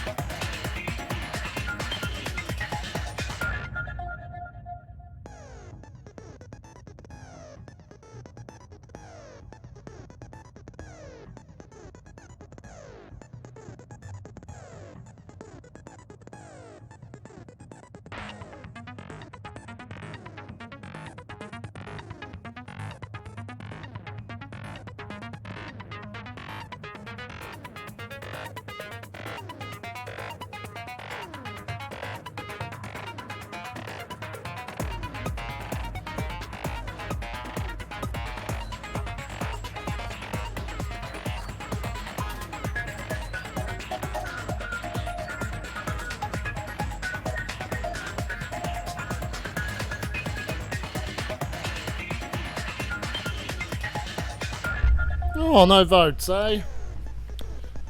So be it.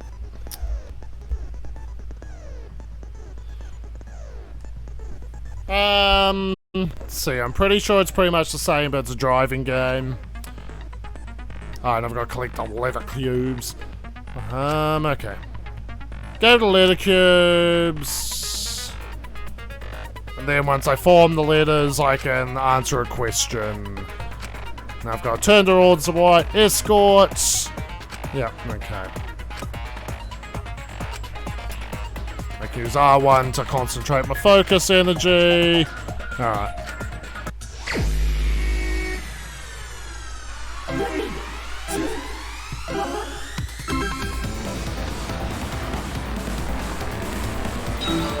Little bit of Mario Kart reference too, alright.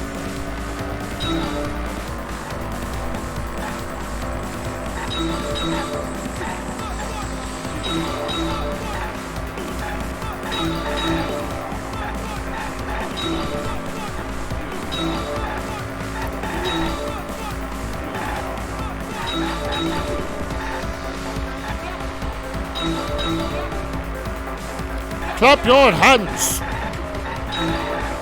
Clap! Body was brought from where?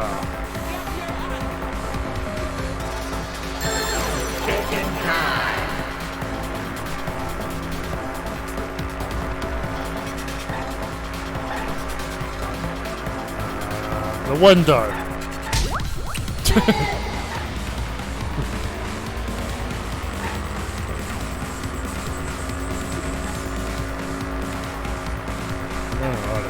Psychedelic!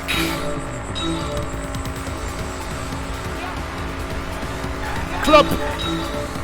Clap your hands!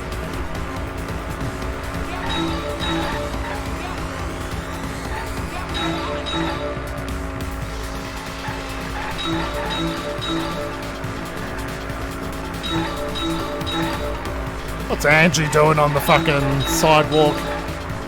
Love Angie billboards.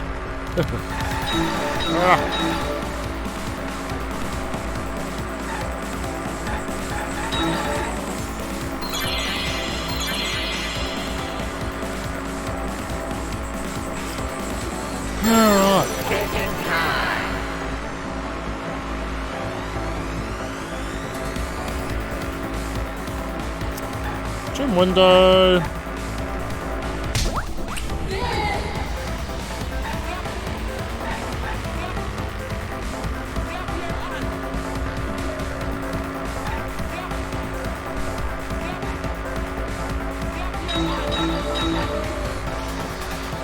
Let's see if there was gonna be other cars. There we go. I was like, not in this fucking first one there, right?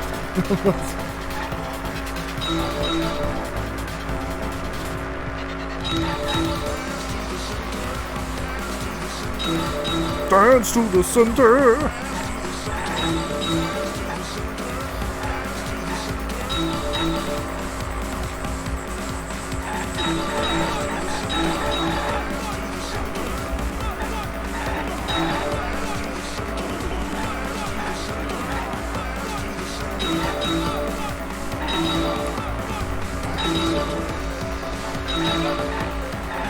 Ah, there was a Hoda Monokuma.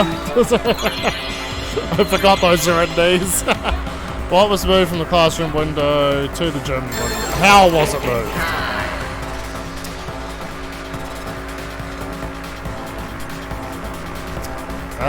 Window to window, obviously.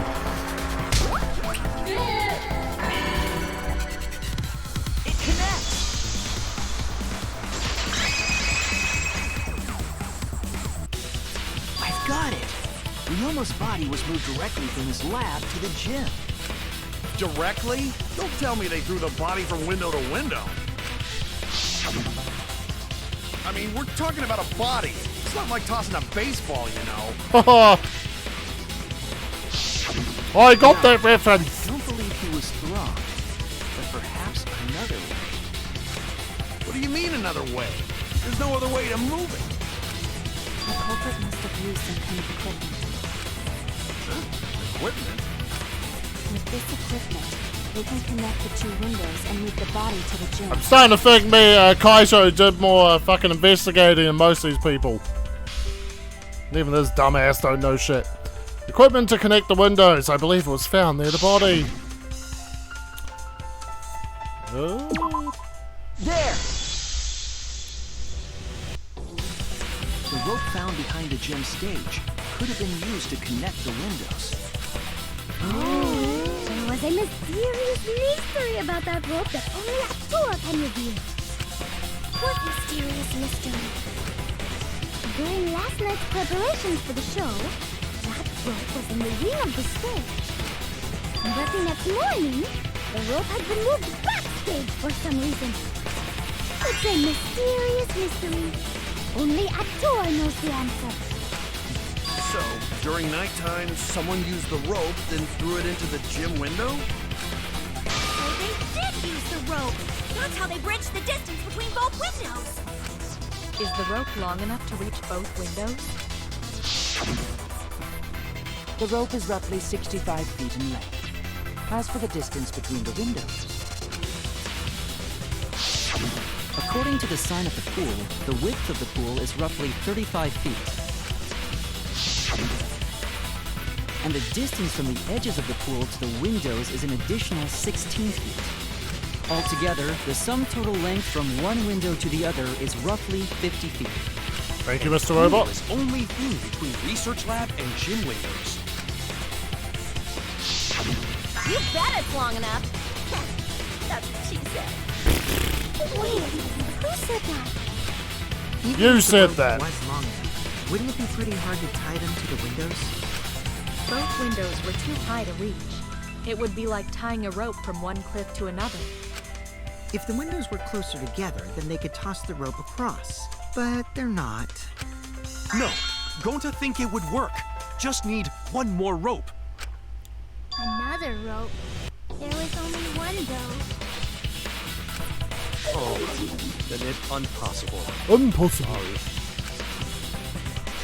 No, I'm sure there was another rope, or at least something that could be used as a rope. Tennis net. Yep. This is it! The tennis net cable from Ryoma's lab could serve as a rope. How long is it? About 50 feet or so. But how do they use it? Okay, so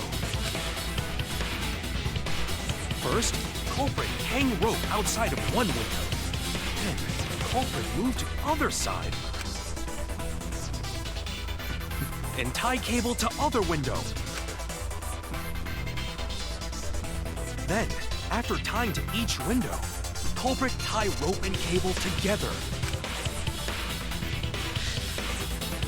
That how culprit make one rope that reach both windows.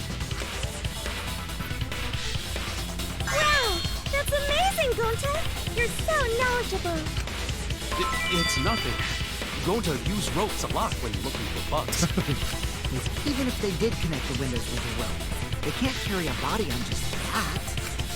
Eureka! I got it! Thomas Edison once said that genius is 1% inspiration and 99% perspiration.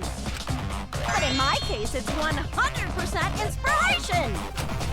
You get it. Just tell us already. They handcuffed the body to the rope and slid it from one window to the other, like Tarzan! The body would reach the gym window, but it wouldn't land in the piranha tank. Stop making such dumbass comments and keep your smelly breath in your dirty mouth.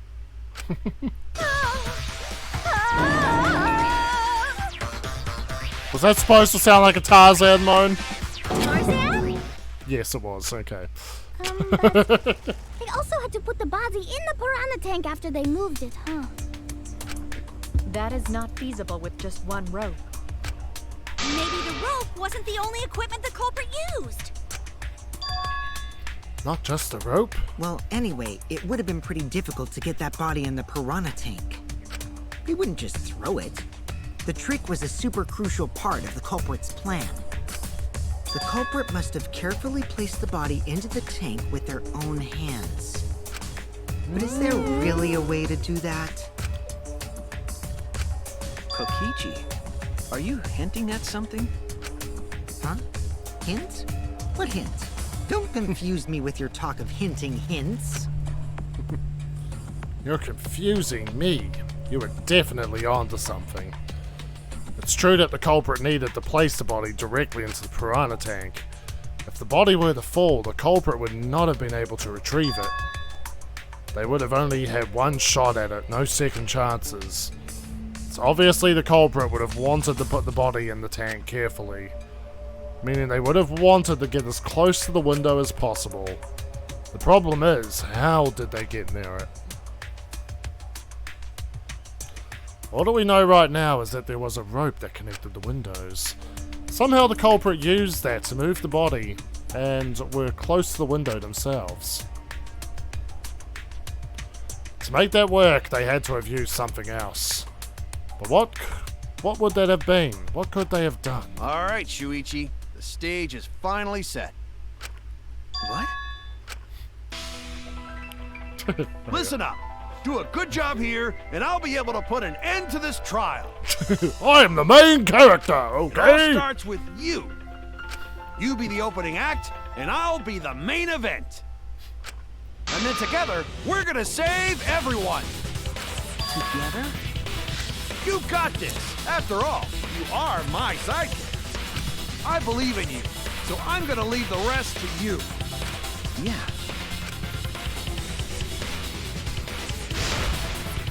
Okay, I can do this. I will solve this mystery and show everyone the truth. This is the main event. Something was used as the rope to move the body between the windows. Think, come on, think. Oh boy, I'm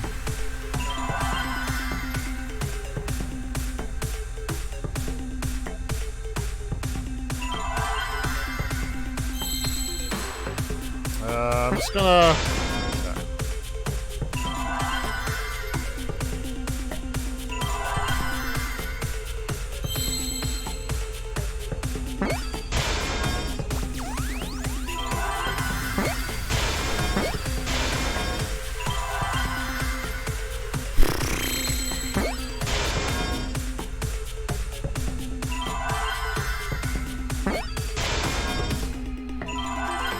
rope way. I was like, what the fucking word is this? Says the guy who got it on every fucking try. Yes, that's it. The culprit used something like a ropeway to move the body. A ropeway, huh? Are you sure about that? Wow, you got brain damage or something? Drain damage. You'd need some kind of vessel to use on a ropeway, and we don't have that! No, there definitely was. The culprit used it to move the body along with the rope. Oh, I forgot about the mind mine. And since we have to introduce an image, the mind will begin. So I gotta dig my way to the correct thing. L, erase pieces with X. Two or more connect. If you do it right, you can move all pieces from an object.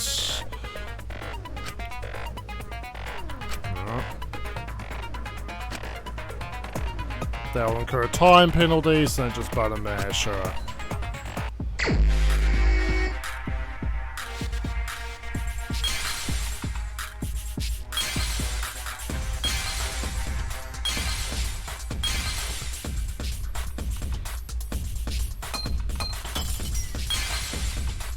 That's that right there. That's my thingy right there.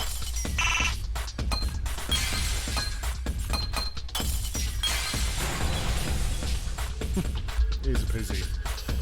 I see it!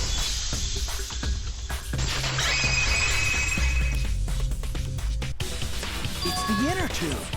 The rubber inner tube we found floating in the pool. The inner tube? Remember the inner tube we found in the pool with a rope on one side? Maybe the rope was originally tied on both sides. The culprit made a ropeway by hanging the tube from the rope connecting the windows. And because the third floor window is higher up, Gravity would have pushed the inner tube along. The inner tube is made of sturdy rubber as well. It could have supported 2 people. The culprit used the ropes and the inner tube to construct a rudimentary ropeway, and used it to move themselves and Ryoma's body from the lab to the gym. What an image.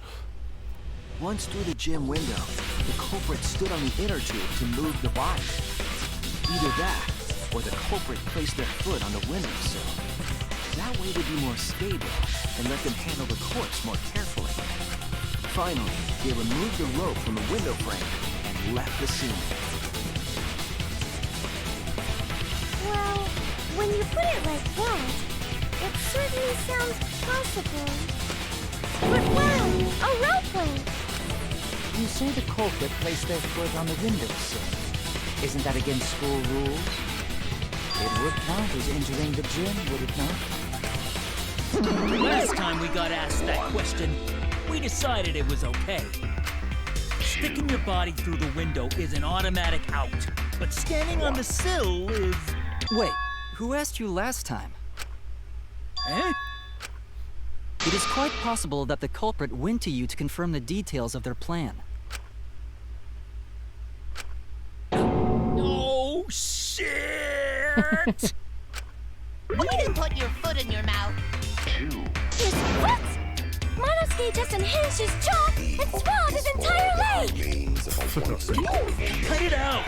I can't write this off as a joke if you two keep freaking out about it. You're on the threat. Then your little slip-up is actually the truth! Pops? Someone's getting killed at the end of this trial. Don't look at me. This is what you get for acting like a big shot all the time. Stop. Do not bully Monosuke. Huh? No more blaming each other. Everybody makes mistakes. I want us all to get along. Monodam's right! Monosuke, you better thank Monodam. Less attitude and more gratitude. Got it? Come on. The trial was just getting fun. Why you gotta ruin it with that slip-up? But I guess now we know Shuichi's logic is right on the money. So Culprit really used ropeway to move body? Yeah, they used the ropeway to move with the body from window to window. Ropeway murder? That's some crazy-ass shit! But if the mechanism was that complicated, wouldn't it be hard to put it all away? Not necessarily.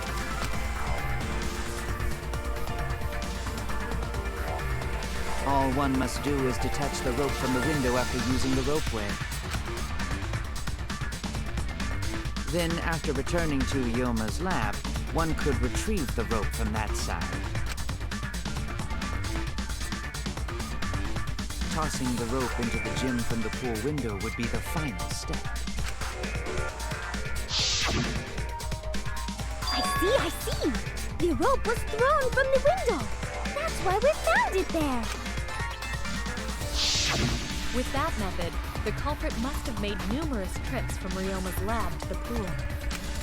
Which is why the crime was committed during nighttime, while we all slumbered.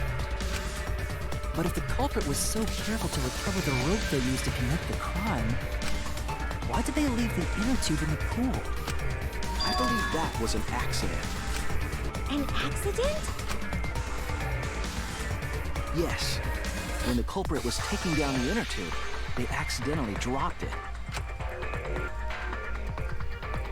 Then why did the culprit leave it in the pool? The reason the culprit left it in the pool is obvious. It was nighttime. That's it. Pool rules, bitch! Even if they wanted to get it, they couldn't, because this took place at nighttime. I see. They couldn't get the inner tube because swimming is prohibited at nighttime. But couldn't they have used the rope to fish it out? Not necessarily. You see, the water level in that pool is so low. even if one tried to draw in the inner tube using the rope. The steep angle the rope would be at would make it nigh impossible. It'd be different if they used a pole, but there's no way a rope would work. Even if inner tube was closer to pool edge, water's still too low to drag tube in.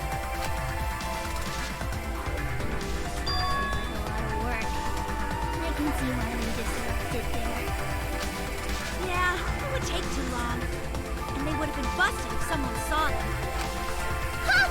What kind of clumsy dipshit drops an inner tube and can't retrieve it? Let me tell you, this culprit's a real fucking amateur! No, actually. Save for that one mistake, this was the perfect crime. If Maki had never met up with Ryoma at nighttime, it might have been the end for us. Though I still don't know if Maki is telling the truth or not. Personally, I find this culprit frighteningly thorough. Such a bold, beautiful plan. Oh, yes. I never even imagined there was a rope. Oh, your hope. Respect begins to bloom in my heart for this wonderfully cruel culprit. Pepsi Nagido. What are you, stupid? Don't respect the culprit. No, respecting the culprit's intelligence is crucial in solving this case. We're so close. We're just one step away from the truth. Now, We just need that one big slip up. Culprit is. But of course, it would be pointless to unravel this mystery otherwise. So, Who is it? Looks like it's time for me to start the main event. But my sidekick here is on a roll right now, so I'm gonna take this one. Thank you, Kaido. Okay. You're just pushing everything onto Shuichi because you don't know yourself. Well, Shuichi, do you already know who the culprit is? Yes, I have a good idea of who the culprit is. Hey, Shuichi, are you hesitating again? Come on, man, there's no need for that. Like I said, you're my sidekick. I take responsibility for any mistakes my sidekick makes. Use those skills of yours I believe in to shove the truth down their throats. You believe in my detective skills? That's right. I'm gonna leave it all to you, Shuichi. Yeah, I need to believe in my detective work. This whole setup would have had to been prepared in the gym well beforehand. Knowing that narrows the list of suspects.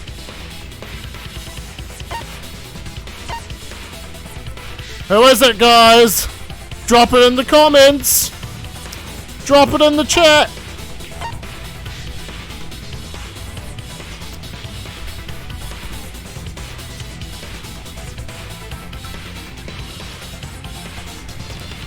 I have 38 seconds, the boogie. Who do y'all think it is? Is it Kaido? Is it Kurumi? Can't be him. Is it Maki? Is it Angie? Is it Korikyo? Is it Samugi? Oh, you guys are no fun. That's Kurumi. Ugh. It has to be you. There's one more thing I still have to confirm. But Kirumi is the prime suspect. me? What? Kirumi? Oh, so Kirumi is the culprit. That is not yet a certainty. Let us hear her testimony first. Is this true, Kirumi? I cannot believe you would suspect me. If that is the case, then I will have to deny it. I will not let you make the wrong choice. The wrong choice? If you do believe it is me, are you prepared to stand by that decision? I will refute your accusations with all my might, for everyone's sake.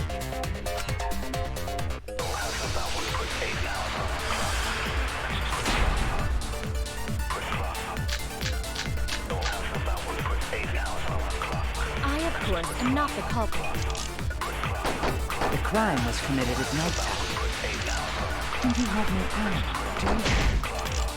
An alibi for nighttime? I believe most of us do not have one. Fuck you! Those don't have alibis. Oh! No. So not being And not the culprit. Let's look over this alibis for yesterday. Whew! Fucking mouthful. Shuichi, Kibo, Kyo, Samugi, and Tenko were forced to do the meet and greets from 8 to 11. Himiko and Angie joined at 9. Let's see what else we got. The crime was committed at nighttime. And you have no alibi, do you? An alibi for nighttime? I believe most of us do not have one. I have evidence that proves you're the culprit. Do you think we would fall for such nonsense?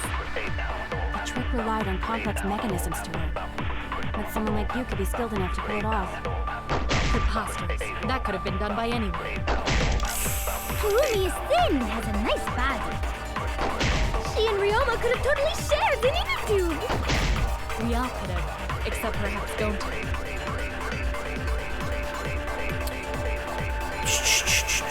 To force Kurumi to implicate herself, my logic has to be airtight.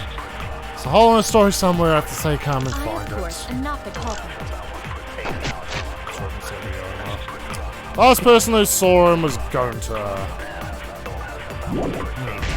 The crime was committed. And he also saw Ryoma 30 minutes before that. But at nighttime. And you have no alibi, do you? An alibi for nighttime?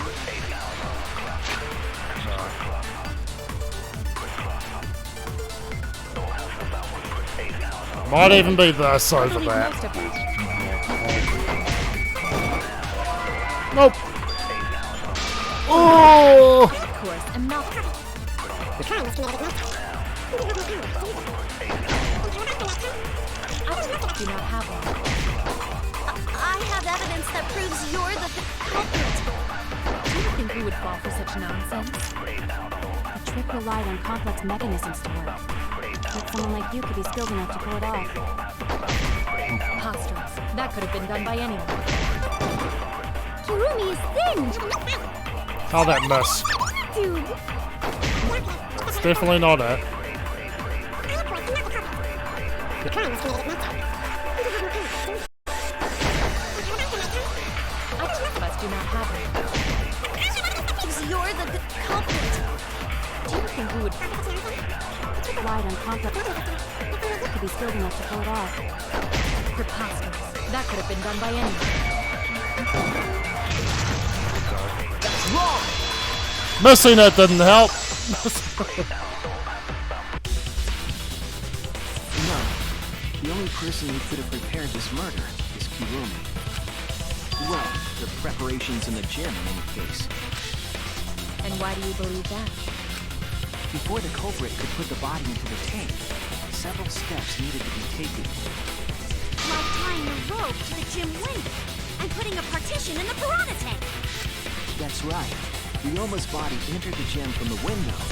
That required preparation. That could only have been done when Kurumi was by herself in the gym before nighttime. But Kurumi was alone in the gym for only like 5 minutes. Not enough time for the whole murder, but enough time to set it up. Enough time to tie the rope on the window frame and put the pain in the piranha tank. This is my selfless devotion. This is my selfless devotion. While I do understand where you are coming from, I assure you this is just a part of your petty imagination, an empty theory created from nihilism.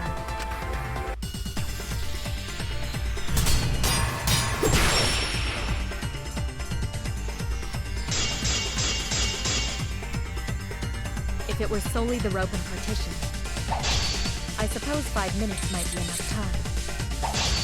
I accept that. However, the crux of your argument is not but a guess. You continue to force the facts to conform to your misguided narrative.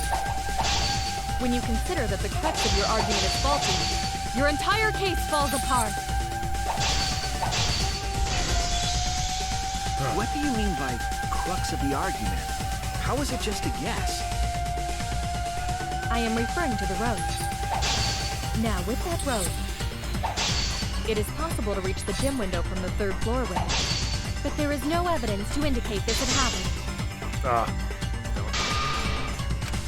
The window scratches. God damn it. I am referring to the road. Now, with that road, it is possible to reach the gym window from the 3rd floor window, but there is no evidence to indicate this had happened. I'll cut through your words!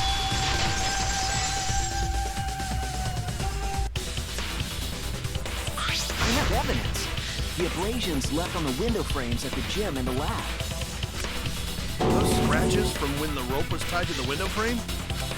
Just tying the rope to the frame wouldn't cause so much damage. The rope that was tied to the frames must have been weighed down significantly. The frames didn't break, but they were left with distinct marks. Those scratches are proof that you used a rope to carry the body to the windowsill. Oh? What's wrong, Kirumi? What's wrong? What's wrong? What's wrong? Hey, what's wrong? Hey! Is Kirumi quiet because that's what happened?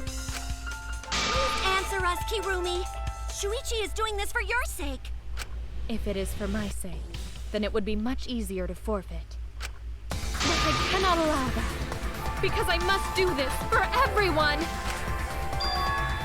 For everyone? A duty and a responsibility. I must serve everyone and protect them.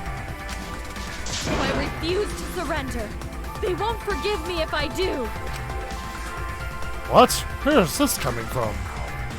Her response seems genuine. So what does she mean by everyone? Is she doing this for all our sakes? Am I wrong? Is Kirumi innocent? No, I'm wrong again. Hey, Kirumi, who exactly is this everyone you're talking about? I've just got a weird feeling about this. When you said everyone, felt like you weren't talking about us. It felt like you were talking about someone who isn't here. Someone who isn't here? Someone outside of the academy? Hey, do you think Kirumi saw her own motive video? Huh? The motive video? You saw your important someone in danger, so you committed murder, right? Is that true? I am so sorry for making such a mess. Because of that, I made all of you assume something unnecessary. Unnecessary? You saying I'm wrong? This everyone you're talking about?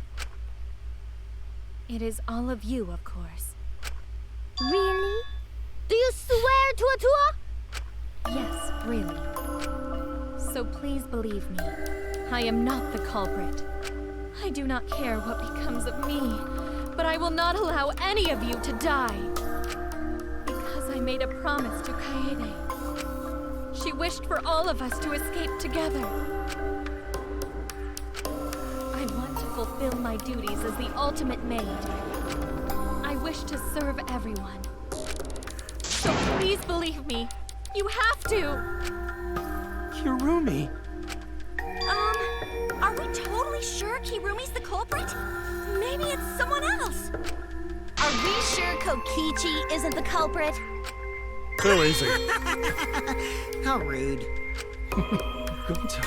Just can't believe Kirumi would kill Ryoma. Kirumi's breakfasts were the best. She always treated us so well. She really is like a mom. Perhaps it was after she gained our trust that she saw her chance to strike. You really are screwed up. Screwed up from head to toe. Even through your clothes, I can tell. Shuichi, please reconsider suspecting me as the culprit. You only suspect me because I was at the gym during nighttime yesterday, correct? No, we've been going at this for 2.5 hours, Kirumi. But you cannot accuse me of being the culprit with that insufficient proof. It is still possible for Maki and Kaito to have gone to the gym. They do not have alibis. They could have pretended to help Himiko, but secretly prepared the murder. When you put it that way, it does seem possible. We can't accuse Kirumi just based on our alibis. Guys, maybe suspecting Kirumi is wrong. Yeah, maybe we should think it over one more time. I made a promise. As the ultimate detective, I made a promise to seek the truth. I made a promise to Kaede, so I'm not turning back now. They're scared. They're scared that they have to accuse one of their friends of murder. So it's up to me. I have to do it. I'll use my detective work to prove So you it. still believe I am the culprit? But there is no evidence to indicate that I am. No, there is. I have proof that you're the culprit. I realized it when we determined that the ropeway was used to move the body. If it was indeed Kirumi who moved the body with a makeshift ropeway, then the final clue falls into place. The final clue? The damning evidence that proves Kirumi is the culprit. Shuichi, won't you please tell me why you are so desperate You to missed pin me as the culprit? You missed the last 5 minutes. That was a little while ago. Did you miss Kirumi getting fingered as the culprit?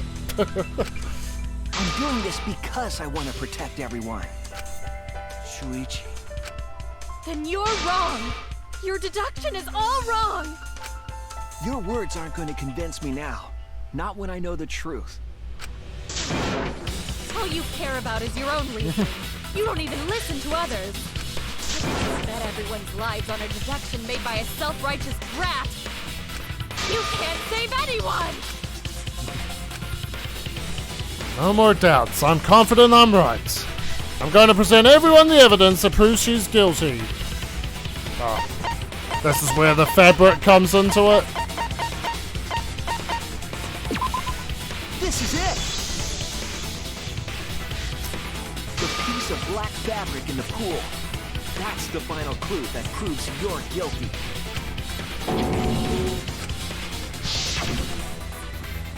It's been bothering me for a while. I couldn't figure out what it was. I thought it was just trash at first, but I couldn't dismiss it entirely. Now that the class trial has come this far, I know for certain. It's an important piece of the puzzle, because like the inner tube, it's evidence the culprit couldn't dispose of. Huh? Why not? Using the ropeway, you could slide the inner tube from the lab to the gym. But how would you control it? If it kept sliding and hit the window, the momentum would have thrown the body off. To prevent that from happening, the culprit needed some way to adjust the speed.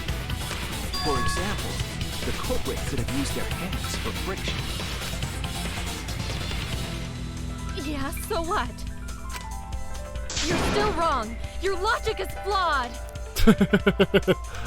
I'm really sweaty because of those Why are you becoming burritos. increasingly erratic? There is such absolute beauty in trying to fight against the truth. Oh, the Blacken's hope versus the class's hope. You're not Nagito. That black cloth is just trash. You can't prove I'm the culprit with just that. No, it's not just trash. It's proof that you're the culprit. Finding out how that black fabric fits into this is the key to everything. I'll make it all clear now. You are incorrect. What is I this gotta hold proof? it. That is just your empty deduction. You continue to confuse Alright, everyone. off to a show start. You are incorrect. What is this truth? That is just your empty deduction. You continue to confuse everyone. You are incorrect. In this class trial, everyone's life is at stake. Because of your self-righteous truth, everyone might die. In this class trial, everyone's life is at stake. Because of your self-righteous truth, I completely understand your reasoning. Fuck but you! I will never accept it. It seems you wish to pin me as the culprit. You do not have any evidence. You are only providing us with speculation. You only wish to protect everyone. Why must you interfere? I completely understand your reasoning. But I will never accept it. It seems you wish to pin me as the culprit. You do not have any evidence. You are only providing us with speculation. Everyone. Why must you interfere? I completely understand your reasoning. What does that piece of trash prove? What the fuck? What the fuck? Miss Ruki gloves? Karumi's gloves? That really threw me off. Alright, Kurumi's gloves, right? Kurumi's gloves. It ends here. Kind of straightforward when I think about it. The piece of fabric came from Kirumi's black glove. Kirumi's glove? If the culprit were slowing their descent by grabbing the rope with their hands, there would have been a lot of friction, easily enough to cause rope burn. But our culprit was smart. They weren't burned because they weren't bare-handed. Yeah, the culprit had gloves on. One got all torn up from the friction and... it fell into the pool? From what I remember, the only one who wears black gloves is Kirumi. The gloves on your hands now. I take it they're from your dorm? The extra uniforms in our rooms are made of the same material we're wearing now. You can test my theory by comparing the fabric scrap with your glove. Well, Kirumi, will you allow us to compare the black fabric we found in the pool with your gloves? Huh? What's the matter? Why are you sweating so much? Because of burritos. What's wrong?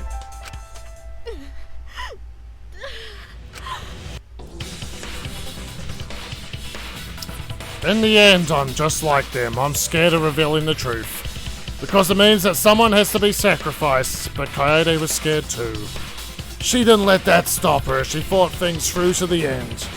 I faced the truth, and doubted it, and kept thinking and kept going. This is where it led me, and I won't turn away from I will it. show you the truth.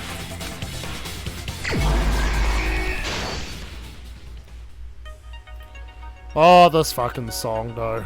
I get it in my ears this time.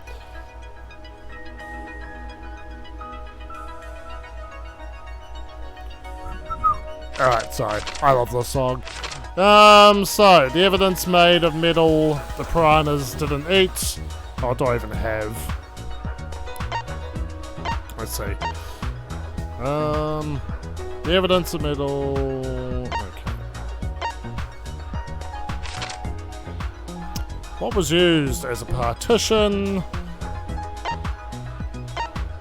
The frictional glove, hand... Oh, what was that? Carried the rope. Piranha swimming in tank.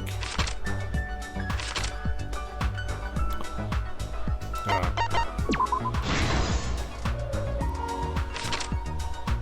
Where in the gym was the rope tied?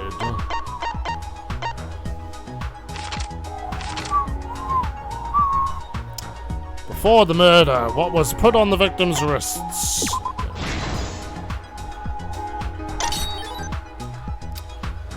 Gym's window frame and rope.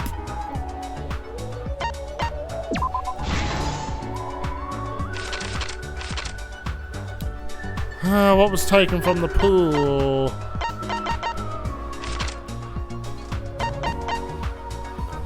What was used to transport the body on the ropeway? Rubber inner tube? Nope. I lost!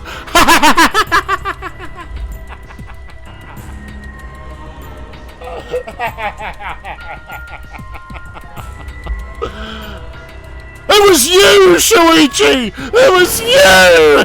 It was... We can't let it end.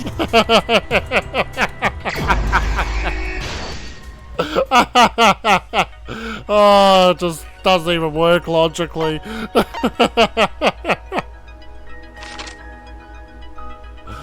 Oh, okay.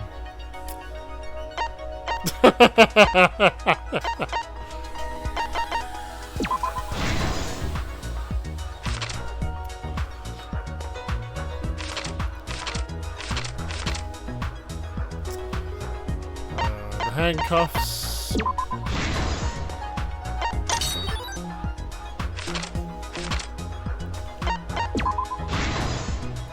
I didn't realize I was that out of influence. What was taken from the pole? Oh, fucking get away from that. Hitting the brakes was tougher than expected. Fresh glove.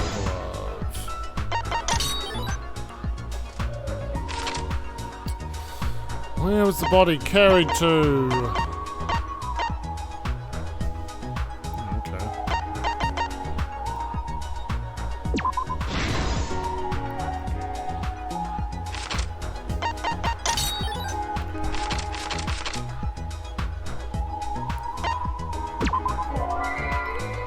Fuck you! Yes, that's the last one then? What was taken from the pole? A rubber in a tube.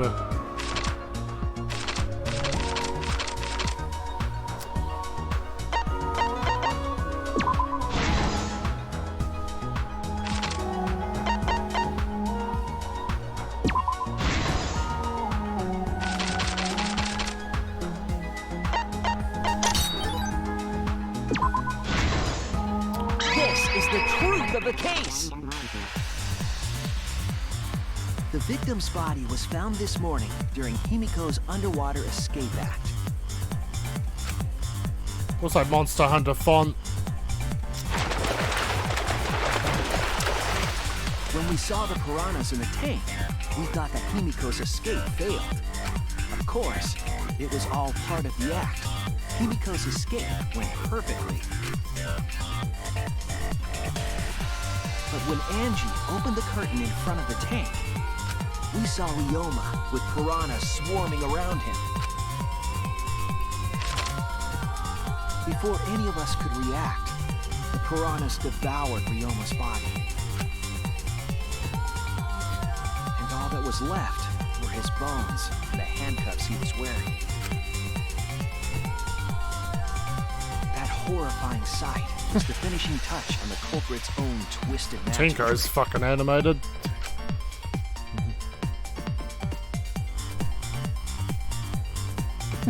The culprit obfuscated the time and place of the murder, implicating Himiko in the process.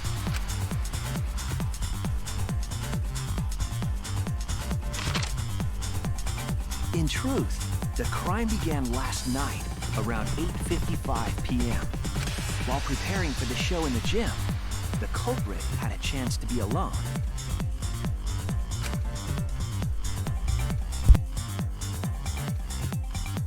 It was then that the culprit used the ladder to reach the piranha tank.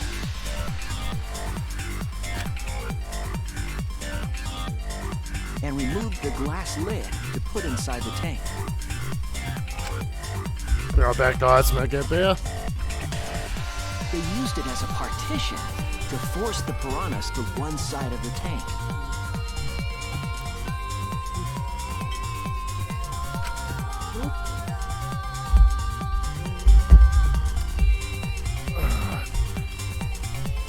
Next, the culprit took the rope from the stage wing in the gym.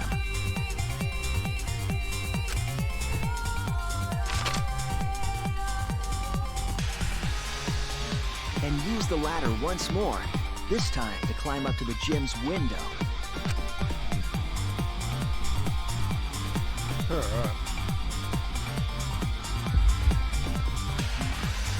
Once there, they opened the window and tied one end of the rope to the window frame. So this is kind of like if Celeste's plan, if she did it right.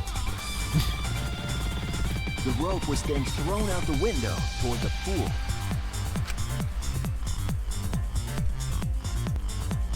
These Playing team player, but really being the doer.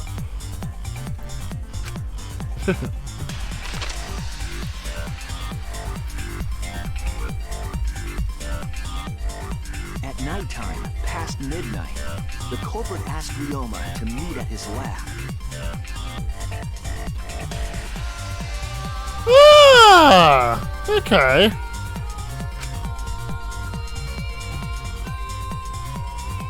I actually didn't know that, Magic Master Player. All the pieces but I see it now. The culprit was ready to murder. Well, Celeste started blatantly acting out of character. Like, just from, like, the get-go in that trial, she's all like, I am trying to take control of this. Like, just really early, like, oh, Celeste, you're not this aggressive, usually.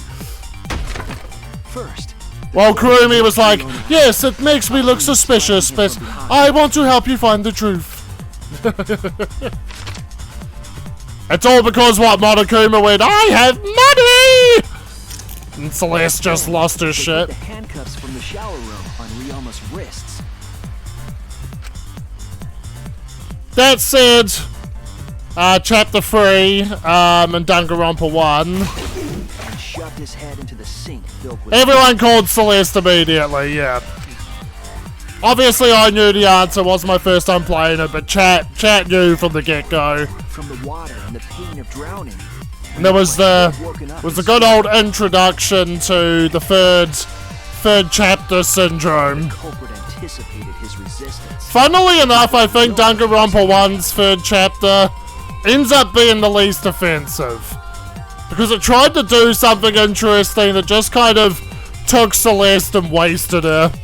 I took Tucker and wasted him. Although there's an element of wasting someone in fucking chapter 3.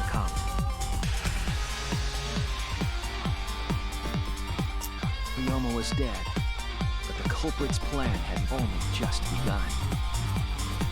Yeah, you get to Danganronpa 2 and it's just low-key insulting, like, the motivations and shit.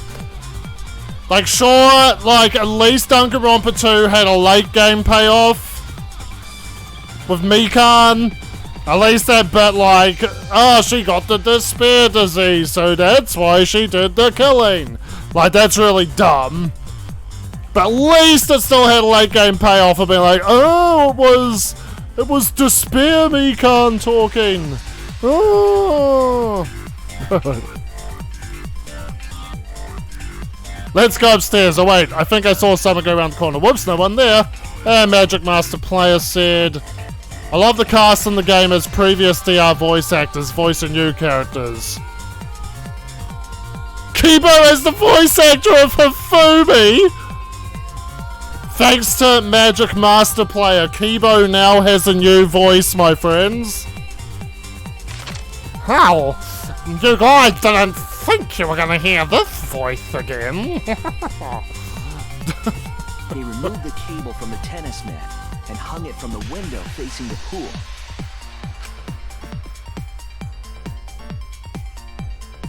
And then, at the pool, they connected the wire and the rope from the gym window. They returned to the lab after picking up one last thing. My princess, pudgy, pink pudgy princess, whatever his fucking name is. Well, actually, the rubber inner tube that was in the pool's tool shed.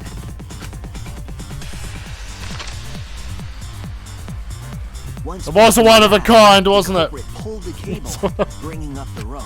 And you all hated Hifumi.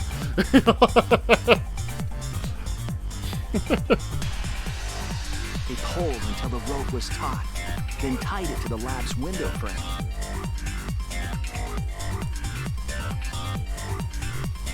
Chiaki's voice actor voices Himiko. Yeah, it's like all the Danganronpa 1 cast, indeed. And thus, the gym and the lab windows were connected by a single rope.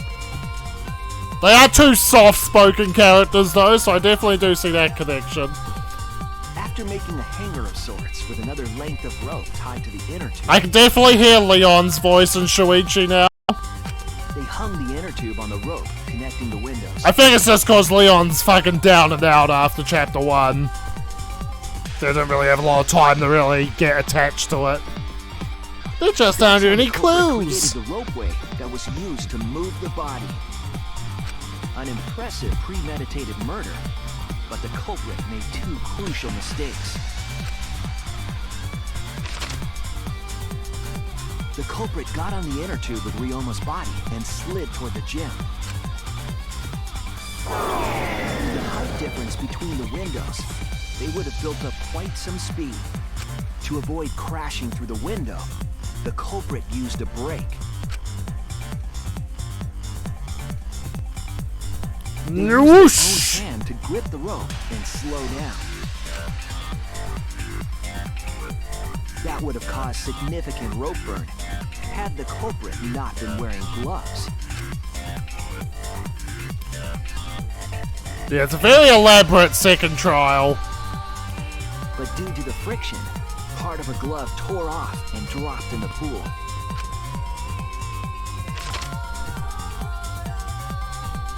Regardless, the culprit reached the window and put Ryoma's body into the piranha tank.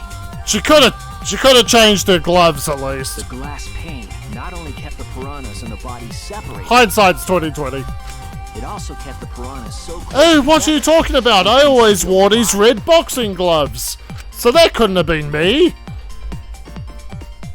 After that, all the Ibuki and Tenko!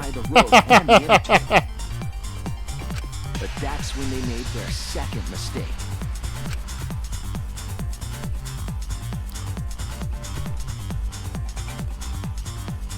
The manic pixie fucking goth girl and fucking degenerate male! If I piss you off, then that means you're highly woke, you degenerate male! Was forced to leave two key pieces of evidence: the fabric and the inner tube. They couldn't retrieve the evidence because of the rule against swimming at nighttime.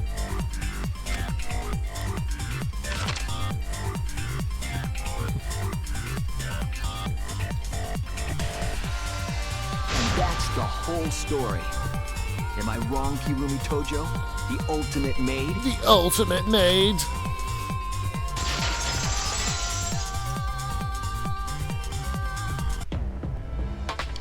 Kirumi, that's the conclusion I reached. Do you have any objections? This is very, very unfortunate, Shuichi. My pride as a maid demands that I fulfill every request that I receive. To end like this.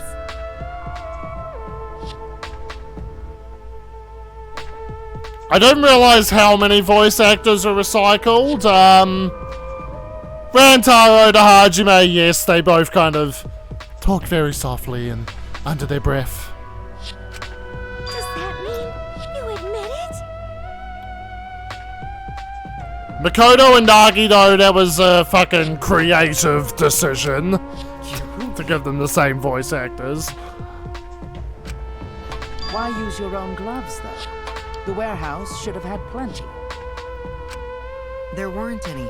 Obviously, she would have used them if they were I know it was available. definitely the case in Japan as well. But it is funny listening, like, watching this in English and being like, oh, hi, Eren Yeager. Jeez. Whatever either of them Everything but the talk. gloves. That's pretty sadistic. But thanks to him, at least the game became way more interesting. So, it's decided. This race was decided the moment someone, who shall not be named, opened their big mouth. And then they couldn't even get Monokuma back. I don't know that. Maybe the real culprit is someone nobody expects. Daddy is right. No need to worry. No need to worry. You're like a mommy taking. All right, let's go! The heart-racing excitement as the blackened and the spotless finally face off! Yeah, so Rantaro's voice actor is Hajime's voice actor, and his sprites are Nagino's sprites.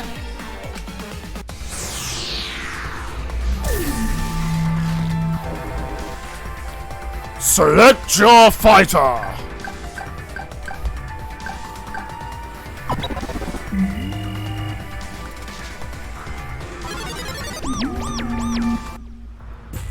Now then, it seems the voting has finished. Let's see the result.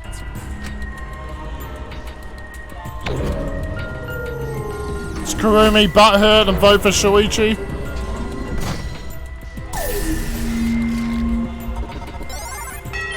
Yeah, Kurumi is butthurt and voted for Shuichi.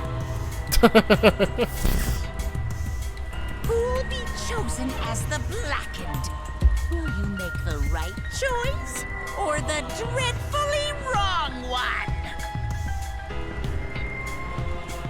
It's actually the same voice actor. Okay.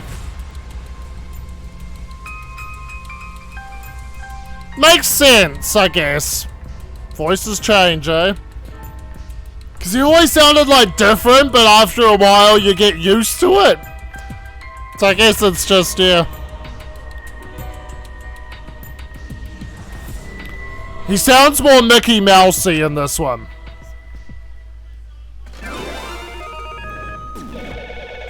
I'm Monokuma!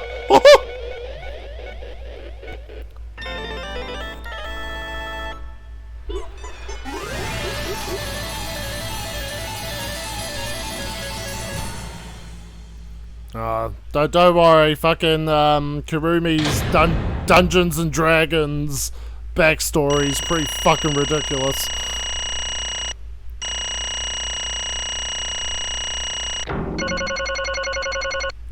Good old A, like when I got to the climax reasoning, and that was when everyone was like, Shuichi did it!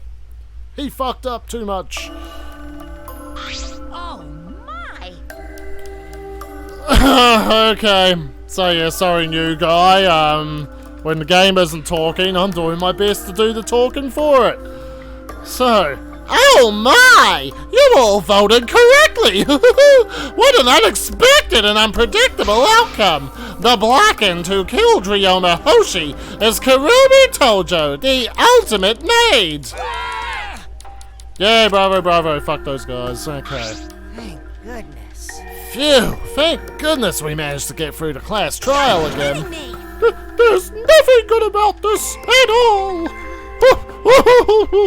Why did it have to be Kurumi? Truly, this result was unexpected. I talk like this now. Wait! How can you be so calm about it? No way. But, Gonta, no can believe it. Kurumi was so helpful for everyone. Same Kurumi is also culprit? Yoo-hoo! UDG only had archived Monokuma lines, the last time we had voiced Monokuma. I mean, yeah, we actually played through Ultra Despair Girls on this channel. I gave my chat the option to fucking veto it at the end of every stream, but we got to the fucking end of it. And yeah, one thing I did finally notice was, in the cutscenes, they just blatantly took Japanese Monokuma. They recycled, like, Monokuma cut, like, voices, like, English Monokuma and gameplay. And even if you're playing in English, I'm like, wait the fuck, are those Monokumas going, poo poo poo poo? That's Japanese shit. And they sound a bit more, like, squeaky and cute, like a Dragon Ball character. Alright, Angie and her fucking mildly racist voice, I'm sorry everyone. Hey, how long have you been lying to us? Is that why you took such good care of us, so you could deceive everyone? You mean she's not my mom? Hey, She was never your fucking mum! Hey, Kurumi, tell me, why?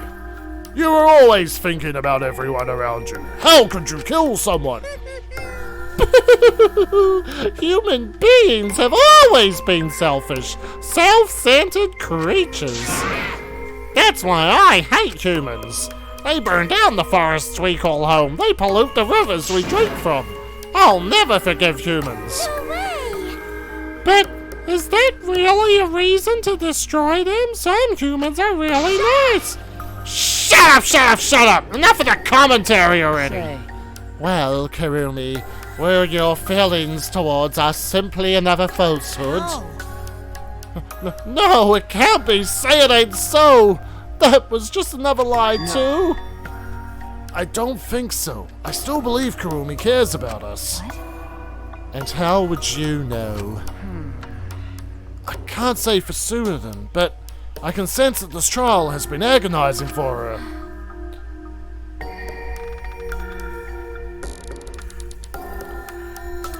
You can't say for certain, That is what a detective would say.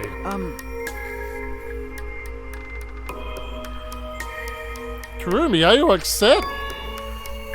Because of the people important to you? You mean like from the motive video? So Kurumi watched hers after all. Earlier, Kurumi mentioned that she had accepted a request from her. Perhaps that request came from someone important in her motive video. What's wrong? Do you have nothing to say for yourself? I do not agree. No, that's not it. I'm just lost. It's nice to see someone who's a Danganronpa encyclopedia in different ways. It's a very passionate fan base, as I've always told you guys. Hence, we've got the voting system and encouraging our viewers to stand for their favourites, because that's the kind of game it be. Yeah, I know. I've watched Danganronpa 3 in Japanese, and the UGG English cut scene. And I mean like the CG cutscene, Monokuma's. They sounded like that one. Because if I tell you why I did it, you will regret what you've just done. Regret. I mean, this is the kind of game that probably wouldn't have gotten localized if the fans, weren't so passionate about it. So, yeah, thank you, fans. Spit it out already! Otherwise, we can't accept this outcome! Please, Kurumi, tell us! I care about you a lot, and I know the others care about you too, so please! Understood. Very well, then. If you're all so desperate to know, Take that request. I will consider this a final request and tell you everything. No more lies, then. You better just tell us the truth, please and thank you. Yes. Yes, I understand. That is correct. Your reasoning was exactly right. The reason I murdered Ryoma was because of what I saw in my motive video. As I thought, you did indeed watch your video. Does that mean someone broke the agreement and traded you your motive video?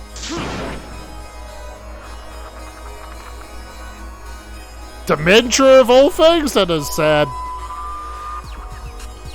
Alright, fess up! Which one of you did it? Close your eyes and raise your hand if it was you!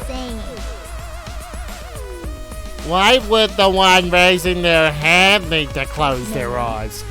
That won't be necessary. I did not trade my motive video with anyone. Huh? If you didn't trade with anyone, how'd you see your motive video? Perhaps Kurumi received her own motive video. Huh? You mean she had her own motive video from the start? Correct. No one had my motive video but me. The video's intended recipient. I have no idea why. That's not possible! Monokuma, what the hell's going on? You know, I meant to bring this up earlier because it's been bugging me for a while. All this talk about videos being switched, What does that mean exactly? Yeah, don't play dumb. You're the one who switched up all the motive videos with magic. Huh? Oh, we got a twist. Oh, was I not supposed to ask that? Did you come screw up again? Not supposed to? Dumbass! It's all Montefiori's fault. She passed him out without checking the names. What? I didn't know. Monotaro should have checked the names too. Wait a minute. I don't even remember passing out any videos. It was my fault. What? I'm sorry. I apologize. I should have been more careful. No, Monodama, it's not your fault. It's our fault. I'm sorry too. It seems I misunderstood. I completely forgot that plan all along was to redistribute the videos. It's not your fault at all, kids. It's my fault for forgetting. Thank goodness. What the hell is this mushy feel-good crap? Stupid. You's all idiots. I'm through getting along with you dummy heads. Well now. I'm sorry to cause so much trouble. Please continue your boring conversation. I see. The Monocubs merely distributed the motive videos at random. Receiving my own video is nothing more than bad luck. Oh, I see. So you just watched it without knowing why it was given to you? What was in your video? What's wrong? Well, you promised to tell us everything. I will tell you the truth in its entirety, but I doubt that everyone will believe it. I mean, to be fair, this shit's fucking nuts. If that's the case, why don't we all watch the motor video together? Yes, that would be much better. Let's hurry before Daddy gets bored again. How thorough of you. Yet I suppose it is better this way. Perhaps the truth will be easier to believe if you witness it with your own eyes. After Kurumi had spoken, the Monocubs began playing the video. All right, back by popular demand, it's time for the motive video. Who's the most important person in your life? And not Kirumi Tojo, the ultimate Now, without further maid. ado, I skipped.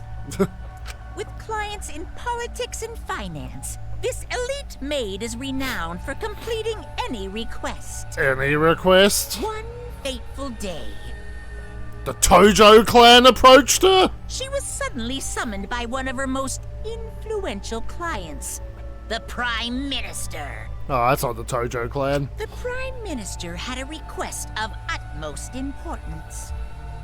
He requested that she use her talent as the ultimate maid to serve her country. Akane and Miyu were pretty... Yeah. They both got the husky thing going on! So yeah, I can believe that. He asked Kirumi to Make this country great again. and transferred all his authority to her. Donald Trump reference already? No one suspected that the Prime Minister's new secretary was secretly running the country. And over time, she became the de facto Prime Minister. Kirumi Tojo, acting patriarch of the Tojo clan. Yes, the future of the country rests entirely on her capable shoulders. But Kirumi is up to the task, for she only accepts requests that only she can fulfill. President approaches you and is like, do my job for me? She is driven by the belief that her citizens are the most important people in her life. Oh, and while we're on the subject of those important people, an unfortunate event will soon befall those vermin and sheeple. What event, you ask? It's a secret. Find out for yourself.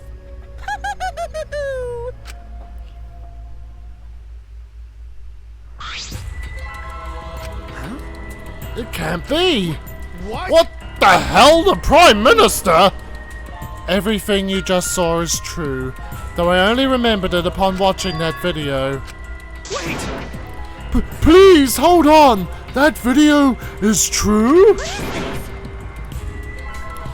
That's ridiculous! There's no way Kurumi's really the Prime Minister! I do not agree.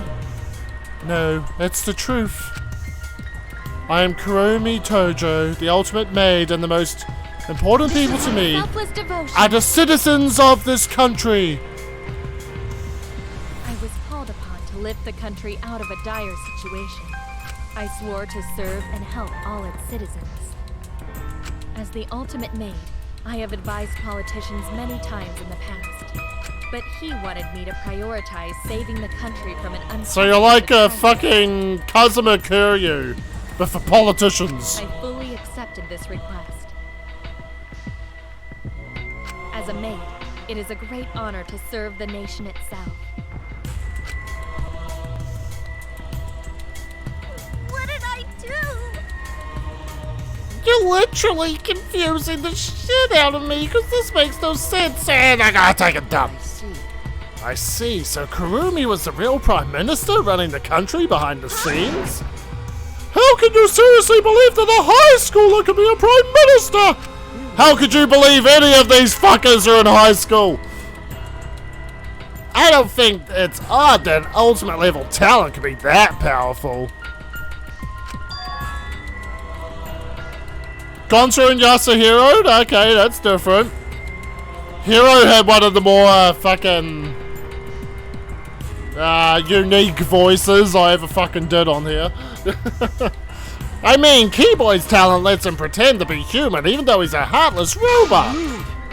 How rude! I am not pretending, I am still learning.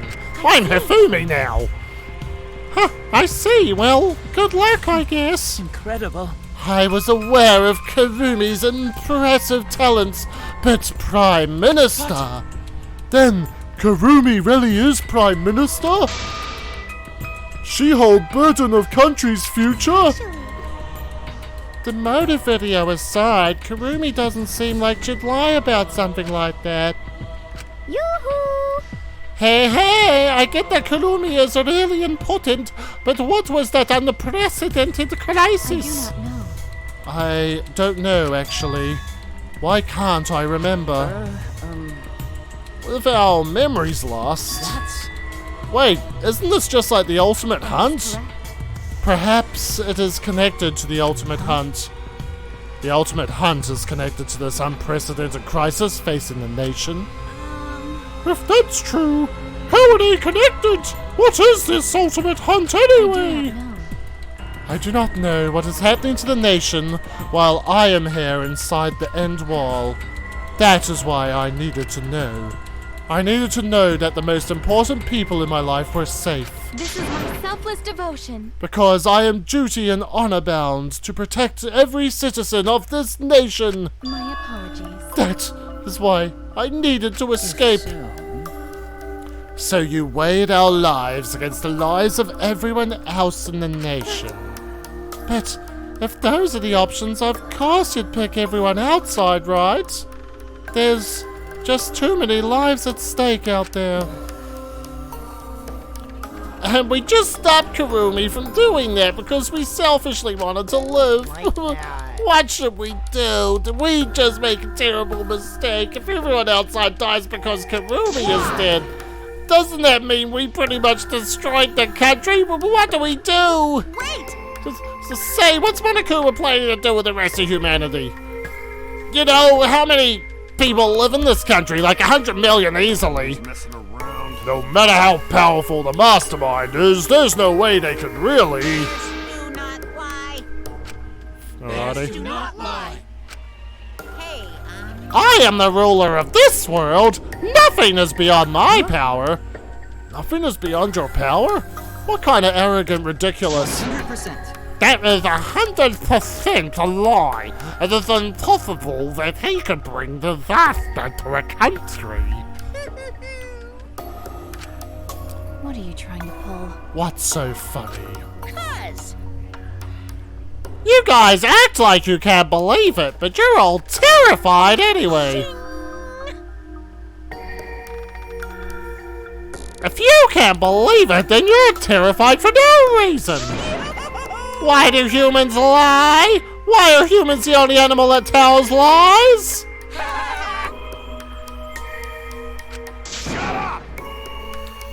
Hey, cut it out! This is serious! How long are you gonna keep talking about Karumi? Let's talk about Ryoma. It'd be a shame to completely neglect him. Oh, I see. That's right, we know your motive to kill, but why did you kill Ryoma specifically? Because he was easy to kill. Easy to kill? Weird. Yeah, bitch was throwing.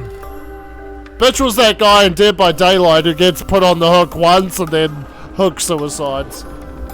Ryoma not that weak. When he used his Shukichi method, even Gonta no could catch. His physical strength was irrelevant when he did not have a reason to live. Do you agree? Without that, he became the weakest among us. What? I took advantage of his weakness and killed him. What do you mean? I told him I had urgent matters to discuss and to meet me in the research lab on the 3rd floor. There, I revealed my motor video, and afterwards I told him, That is correct. I am responsible for the life of every citizen of this nation, so I must escape this place. He then responded, Got it. So, you got a reason to survive. That's the complete opposite of me. That's good. If you've got something to live for, it means your life has value. After he said that, he told me he would clean up the tennis balls lying around. And then he turned his back toward me. Just an episode of like The Simpsons where like Seymour Skinner's like bending over picking something up and Bart's like trying to resist kicking him in the ass. That's how I imagine Ryoma right now. At that moment, my determination solidified. I'm just gonna pick up these tennis balls and wiggle my ass while I do A it. person like him would have That's how it missed went my down, I'm blood sure. emanating. He already knew. He forfeited his life right then and there. That is correct. That is when I decided I must sacrifice his life for my nation and my people. Then Ryoma knew he was gonna be killed? Motherfucker. But Wait a minute. It's Maki's fault that Ryoma decided he didn't want to live anymore. What? because Ryoma only gave up life after you showed him his motive video. Well, since you didn't watch his motive video, I guess you had no way of knowing. What are you talking about? What's your point? Wait a minute. You're talking as if Ryoma saw that motive video. Didn't you just say that he only checked the name and didn't watch the video? Huh? Did I say that? What are you getting at? well, you know. I probably shouldn't say anything, but someone has to step up and speak for poor Ryoma. Told you. Again, what's your point? That he gave up on life because I showed him his motive video? I'll get to that in a sec, but why do you think Ryoma wanted to see his motive video? Because he was looking for a reason to live. Isn't that right, Maki? Why? How do you know that? What? Swap motive videos. Didn't we agree not to show them to each other? Yeah, I remember, because once you watch them, you've got a motive to kill. But if it shows someone important to me, I'd really like to see that. Hey. Any idea who'll be in the video? No, I don't. That's why I want to see it. Once I know I've got someone important to me, I'll have a reason to live. If I've got a reason to live, then I've got a reason to escape here with you guys. In other words, that video might just give me a motive to live. So please. That's true. You're right. He was looking for a reason to live. Which means you shouldn't have shown him his motive video in the first place. What do you mean? What did his video show? Nothing. His motive was empty. Empty? Oh! We're up next! Let's give it a watch, shall we? All right! Back by popular demand, it's time for the motive video! Who's the most important person in your life? And now, without further ado, this message is for Ryoma Hoshi, the ultimate tennis Under pro. construction. Unfortunately, there is no one in the world who is important to you. I'm so sorry. Really, I am. You have my deepest sympathies. Sorry. Sorry. Sorry.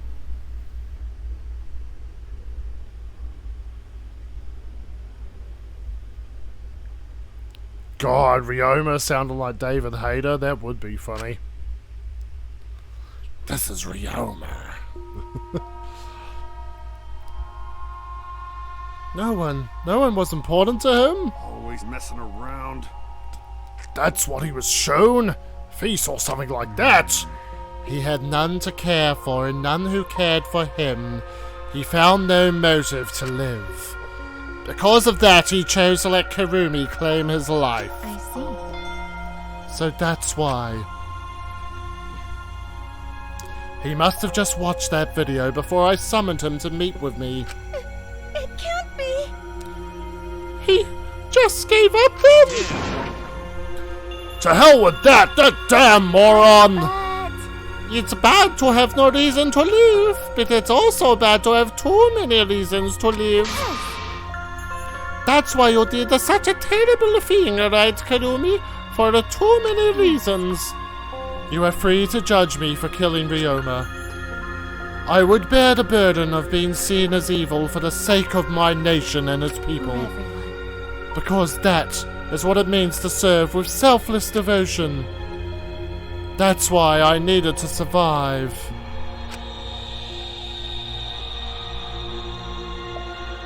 Funnily enough, I can see Kyo and Teru.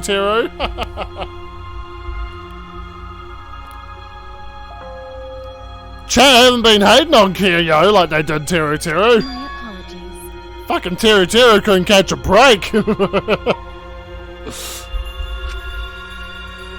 Kinda deserved though. Teru's trash in my opinion. Monokuma, going to have question. Need something? Oh, what is it?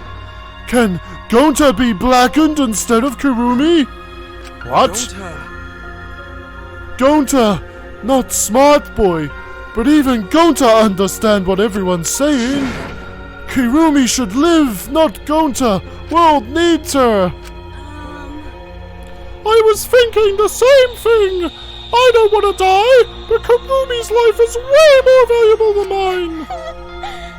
Kurumi's got the lives of hundreds and millions of people on her shoulders, right? Unfortunately. Logically, Kurumi's survival would result in fewer casualties than our collective survival would. Jeez, maybe it would have been better if we gotten the culprit wrong. What do you mean? If Kurumi survives, the nation's future will be secure. Then, what was the point of me doing all this? Why did I reveal the truth? What have I done? Was I wrong? I shouldn't have. What kind of face is that, Shuichi? If you're my sidekick, then suck it up! What? Hey. That goes for all of you! To hell with all this value of life shit!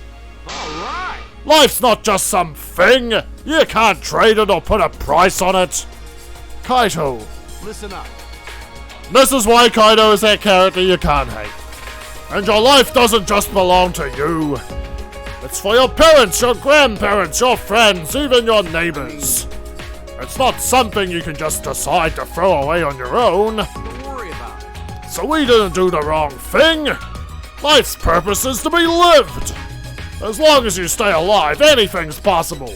You can even go to the stars. Of course. I like space, I'm an astronaut. So I'm just gonna go ahead and say it. I wanna live. I haven't even traveled to space yet. There's no way in hell I'm gonna die here. The idiot's talking again. But he's right. I mean, you're right too. He is an idiot, but he's right. Fine. Yep, he is an utter damned idiot. I don't know why, but idiots always fill me with inspiration.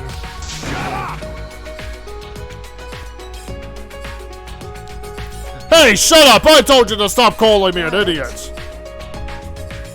Maybe his stupid speech is just what we needed to hear. Kurumi certainly looks shaken by it. Huh? Shaken?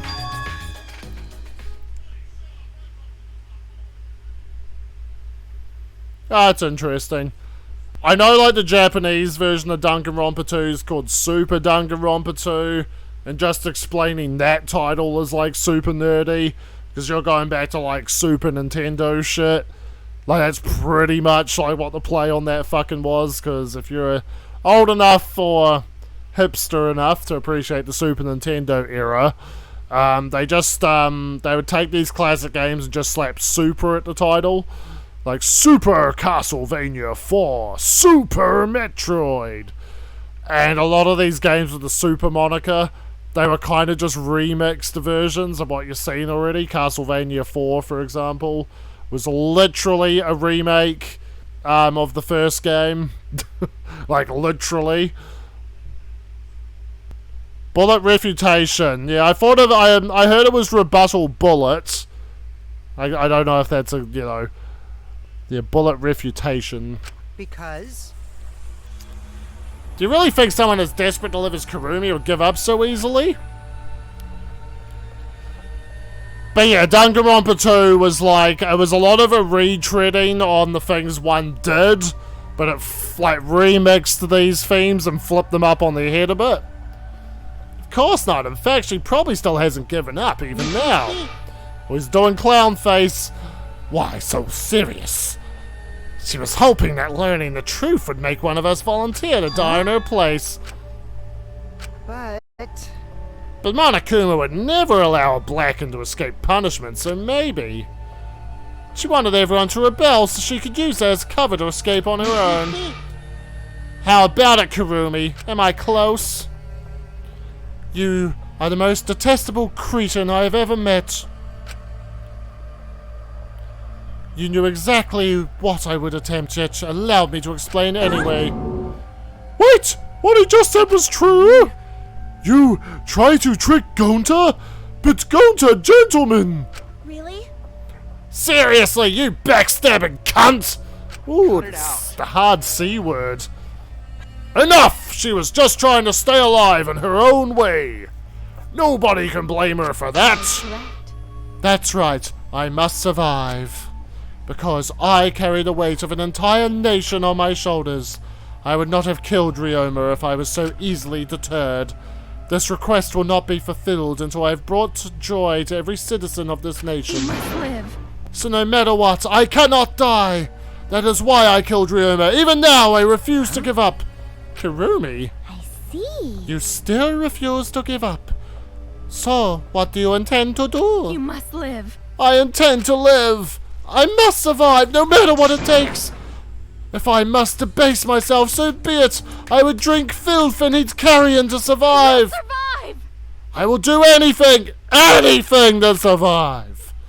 She screamed and she started running like a little bitch.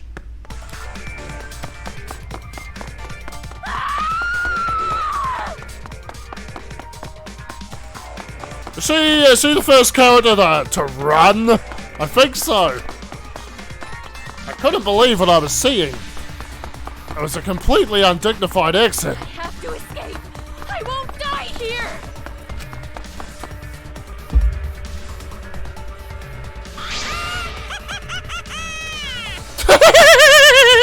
There's no way I'm letting you out of here. It was ugly and raw and feral. She just ran as fast as she could. I heard my voice call out. Run! Run, Kurumi! Please, run! Run! Please, hurry!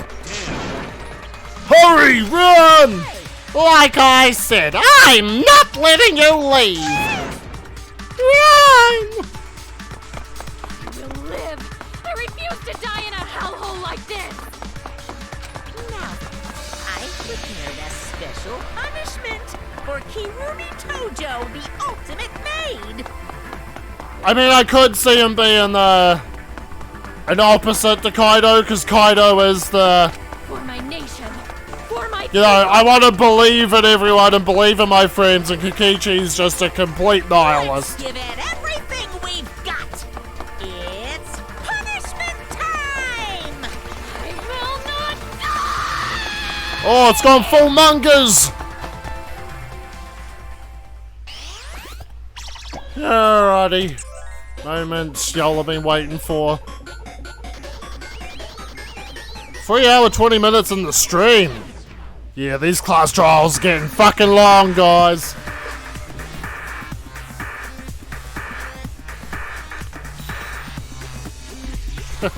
Strand of Agony.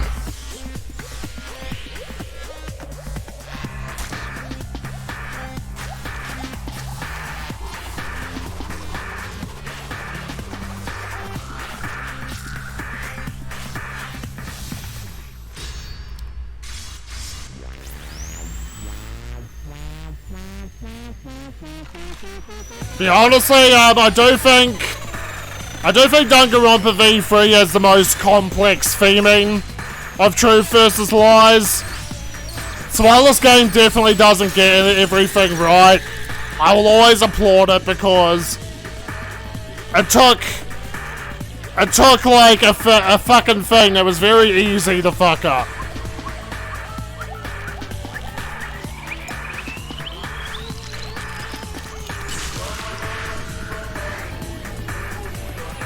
This is possibly the most animated execution. Nerd! Where's my glasses? My glasses!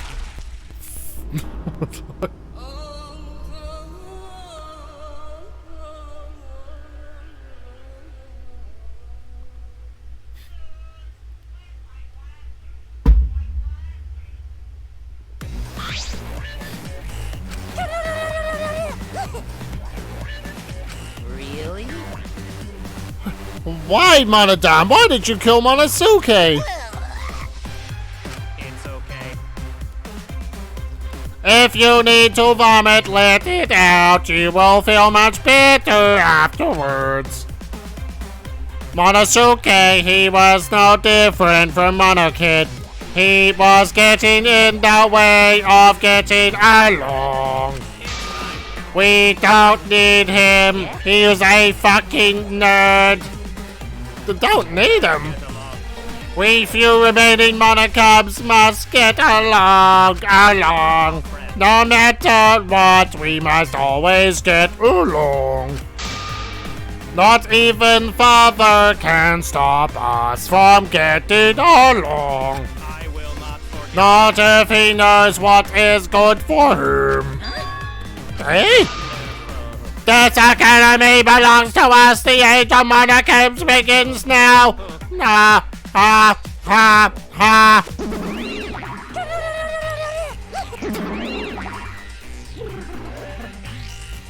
How dare you take that rebellious tone with me, young man? Nice. And yet this angsty attitude of yours is just so cute. So cute. Oh, you little cubs have shrunk by one member. Yep, shrunk. You're not getting any larger, you know. So freaking cute. So unbearably cute. All this cuteness makes me feel like I'm about to sneeze. Ugly bitch! Who are you calling an ugly bitch? It doesn't matter. Now's not the time for that. Kirumi. Like that. I can't take this anymore. Even Kirumi was killed so brutally. I don't want to do this anymore. Am I gonna end up like that too? I'll protect you. I won't let that happen, Himiko. I'll protect you no matter what. I'll protect you no matter what. But I don't want to do this anymore either. Please, let's just stop this killing game. I don't care if we stay trapped there forever. Come on. Oh, isn't that what Atua said? Atua says so. All desire, even your desire to escape this place, can corrupt you beyond redemption. It's Monokuma who is corrupt. He is the one who disturbed the motive videos. Yes. Those videos are more dangerous than we thought to have driven Kurumi that far. That's true. What worries me is, as long as we're trapped here, we don't know what's true or false. Okay. That must be why Kurumi did not want to show us the videos. She thought that if everyone felt the same murderous rage that she did, this killing game would be pure chaos. She wanted to stop it. Hey! If that's the case, then we really shouldn't show our videos to each other. That was our consensus from the beginning, not including you, of course. I had assumed Kokichi would try to show us a video to get under our skin. Oh, but that did not come to pass. What, I wonder, were his intentions? Huh? I never do anything like that. I'm still thinking about what Kurumi said. What Kurumi said? Everything you just saw is true, though I only remembered it upon watching that video. That's... What she said earlier, correct? Huh? What about it? She said she remembered, and it didn't sound like a lie either. Maybe the video had the properties of a flashback light if it made her remember. Huh? The properties of a flashback light? Still, how could Kurumi remember something she never should have forgotten? Serving the entire nation seems too important for her to just forget. That's true. Does that mean we have motives to kill that we'll remember by watching our videos? And if that's the case, maybe it's for the best that we don't watch the videos. As long as we don't see the videos, we won't know our motives. Okay. Yeah, now I'm convinced it's probably for the best. Those motive videos would mess us up. It's better if we just believe in each other. That's right. It's best that we not remember our motives for everyone's sake. Hearing you speak of everyone's sake is the least believable lie I've heard yet. How rude. I'm always doing stuff for everyone's sake. It's a lie. I'm sure you won't believe me when I say stuff like that, so I'll just keep lying. But maybe seeing Kurumi's final moments has maybe changed my views. She tried to escape until the very end. Running away to live might not be a bad idea. You're right. Maybe facing the truth isn't enough. That's right. Yeah, true. It's okay to run sometimes. You just gotta win in the end. That's all you gotta do. And with that, the second class trial ended for us. And I don't even remember this being the longest one. Or this is going to become a logistical challenge, the stream. Pyrrhic victory. We still had lost a friend. What is the end Kaido spoke of, and how do we reach it? I don't know. I still don't know. So the tier list is going to get updated at the end of this episode, so if anyone wants to slip votes in. When we returned from the courtroom, the area was already blanketed in darkness. For now. For now. Oh wait, no, Kibo, you don't have a cool voice anymore. For now? We for rest. To me, that seems like the most rational course of action. You're right. Yeah, my brain's out of juice from going full throttle all day. Why, you... Like you even have a brain to use. Forgive you. Anyway, this killing game is over. I won't allow it to go on. It'll be okay. It'll be fine. As long as we listen to our tour, we'll all be just fine. What's wrong? What's wrong, Gonta? Why are you staring up at the sky? It's just, even when all this bad stuff happens, stars are always so pretty. But stars here are different. Not the same ones Gonta used to. Different? Do you mean the position of the stars? Yeah, Gonta looking, but no can find star, he remembers. Why? But why? Were we taken somewhere far away? Far away? Hey, let's all head back already. I'm wiped out. Okay. Yeah. Hey, Oh, hold on, I have to tell you guys something. Huh? What now? Like I said, I'm wiped out. Now, it won't take that long, so just listen to what I have to say. What is it? Well then, what is it that you have to say? Everyone seems to be treating me like some kind of compulsive liar. Get it? But that's ridiculous. There's a way worse liar than me in our group. Huh? A liar worse than you? I'm talking about Maki. What? What? What do you mean Maki's a liar? Maki admitted it during the class trial, remember? Ryoma wanted her to show him his motive video because he was looking for a reason to live. But that wasn't the whole story. Ryoma was blackmailing you. Wasn't he, Maki? Huh? Well, blackmail? Ryoma just so happened to discover Maki's true identity. So he used that to blackmail her. I bet he said something like, "If you don't show me my motive video, I'll tell everyone what you really are." That's why Maki didn't want us to know she met Ryoma. She wanted to keep her true identity a secret. That's why she kept quiet until the last minute. Hold on! Why you? What shit are you making up now? Maki's true identity, what? I've known Maki's true identity the whole time. Dark face. For a moment there, I thought Maki had disappeared. Alright, I'm gonna turn some fucking lights on in here. Alright.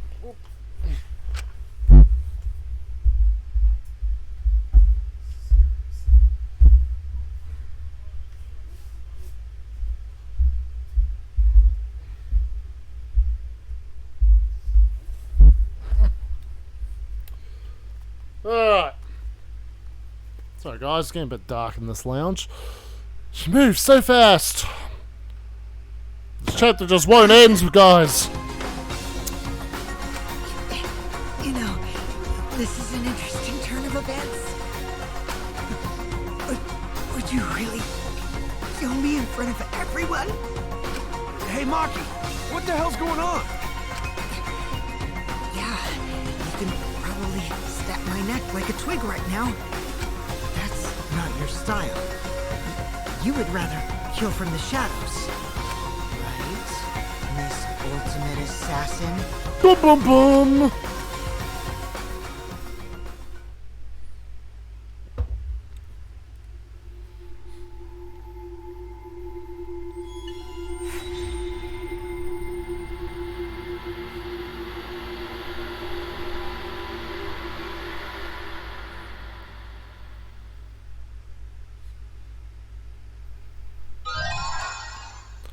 She's going to be ultimate something that's not child caregiver. Oh, fucking K, guys. And there is the fucking save prompt. Oh, I didn't think this one was actually going to go overtime. And honestly, if my memory serves me right, expect them to get fucking longer. Expect these trials to get longer. I've always kind of said I feel like V3 is going to be the one where it's going to fucking try everything it can to force me to split streams of the trial.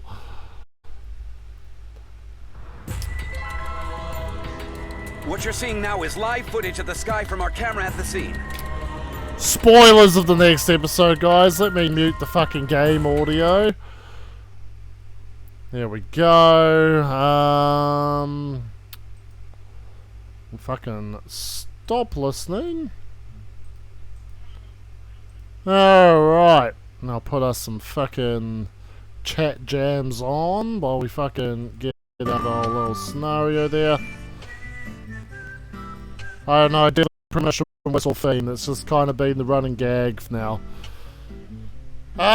So yeah, there we fucking go, guys. Chapter 2, probably the most straightforward chapter, I reckon, in this Danganronpa game here. So yeah, let's actually see what our Magic Master player had to say here, since he's new here. Had control in Danganronpa 1, then executions were handed to someone else for Danganronpa 2. got basically full control of them in V3. For a scenario draft, Kodaka prefers for the scenario to be able to be summarized in a few sentences, and then he begins to flesh out the plot based on those few sentences. I mean, yeah, I can kind of see that, because Danganronpa... Because I've played all these games before, but I've always wanted to stream them.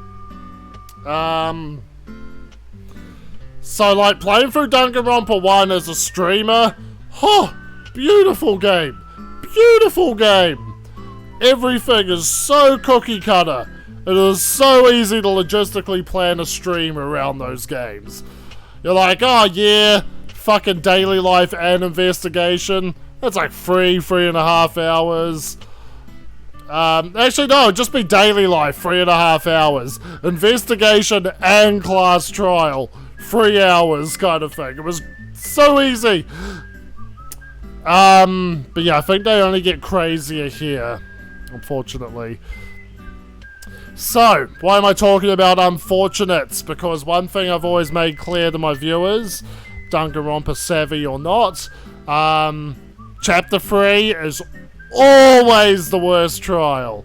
And it is no exception in Danganronpa V3. It is the worst trial.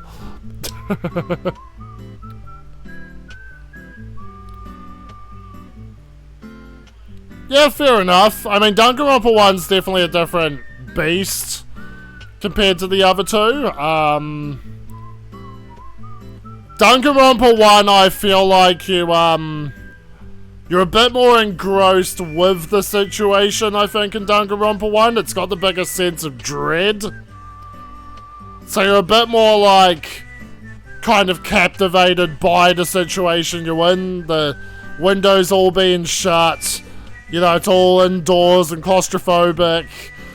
And, you know, it's the whole, you can live here forever unless you kill someone. You're gonna go nuts, motherfucker.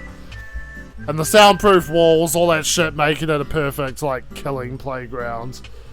The characters themselves in Danganronpa 1, they feel very cliquey, and there's not really a sense of camaraderie in that class until, like, fucking Chapter 5, 6 kind of deal. Everyone's kind of broken off in the little cliques. And there's always a sense of distrust in Danganronpa 1. And it's not until like, oh, half of us are dead that they all kind of rally together. So, like, yeah, Danganronpa 1 definitely feels different for that reason. Danganronpa 2, even though you've got your, like, problematic characters, it made more of an effort to make the class feel like friends. You know, so Danganronpa 1 had this more like...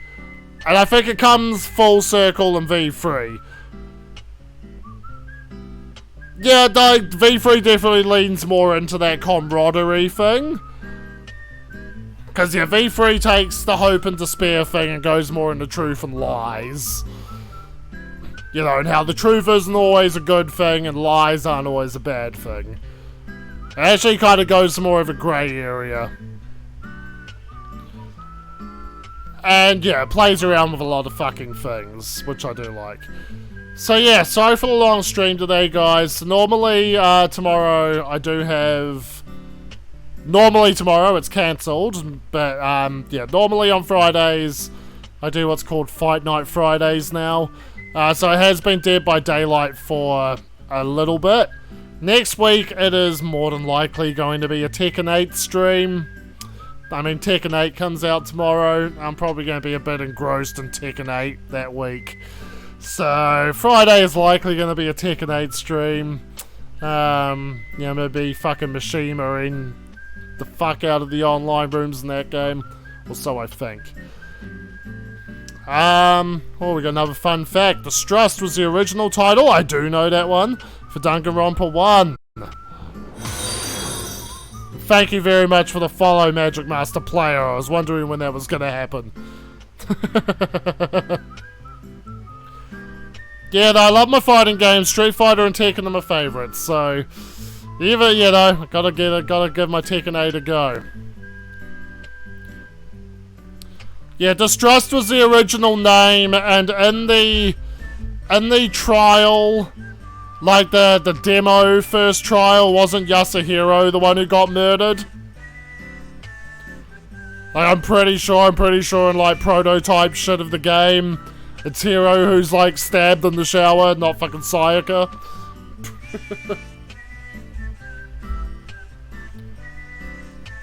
Yeah, mister, I am too dumb to be the killer, or too dumb to die. So yeah, no, follow us back next week where we will be picking this back up. Honestly, again, kind of like Danganronpa 2, it's not like it's all bad. Even Danganronpa 1, it's not like all the chapter 3 is bad. It's just more the payoff of the trial. The Japanese exclusive demo def. Yeah, I just knew that there was a demo def before the full release, and it had Yasuhiro being the one dead. I knew about that to a degree, but yeah.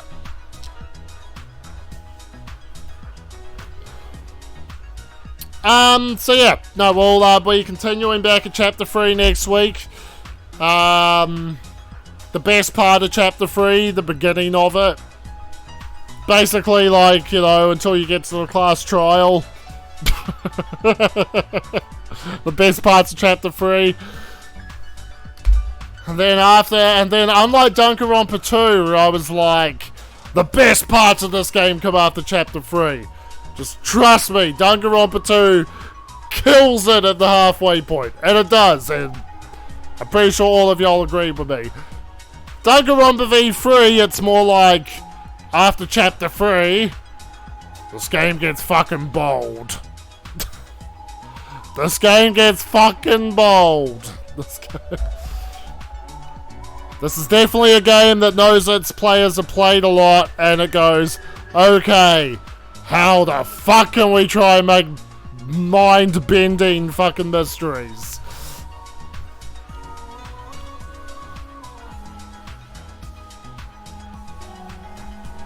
Yeah, fuck, man. Danganronpa's got so much extended fucking source material. Like Danganronpa 0. Never read Danganronpa 0. Never read I know, like, main beats of Danganronpa 0. I know main beats of Danganronpa F. Kyoko's got, like, her own fucking novella. Like, yeah, if you want to know everything about Danganronpa, fuck, man. I'm pretty sure my chat still haven't watched Danganronpa 3. In fact, actually, before I break away for the stream tonight, I gotta ask Magic Master Player. Gotta, because since they're clearly, you know, a little bit more of my knowledge of what happens in these games. What do you think of Danganronpa 3? If you get out of 10, what would you rate Danganronpa 3? The anime, not V3. Danganronpa 3. Let's assume that they're still there. I know there's like a few second delay on my fucking streams. I guess while I'm waiting for that, yeah, so you who still haven't watched Danganronpa 3, it's not that bad. It's a bit of fillery kind of shit in there. The ending's crap. The ending really is crap, but otherwise it's not that bad. I think there's just a lot of people in the community who are very vocal about not liking things in it.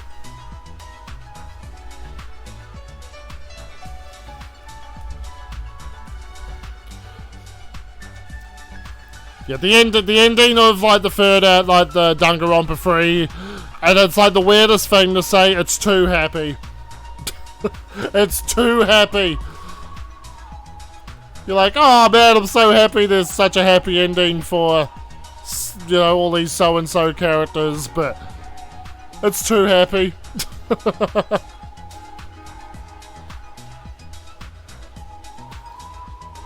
I like the despair arc more, especially later on. There was some decisions. Yeah, the ending was too happy.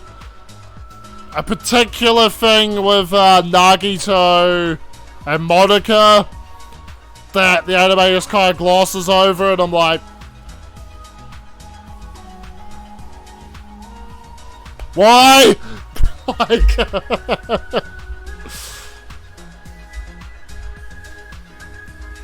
but yeah, otherwise, yeah, it's not bad. It's bonkers.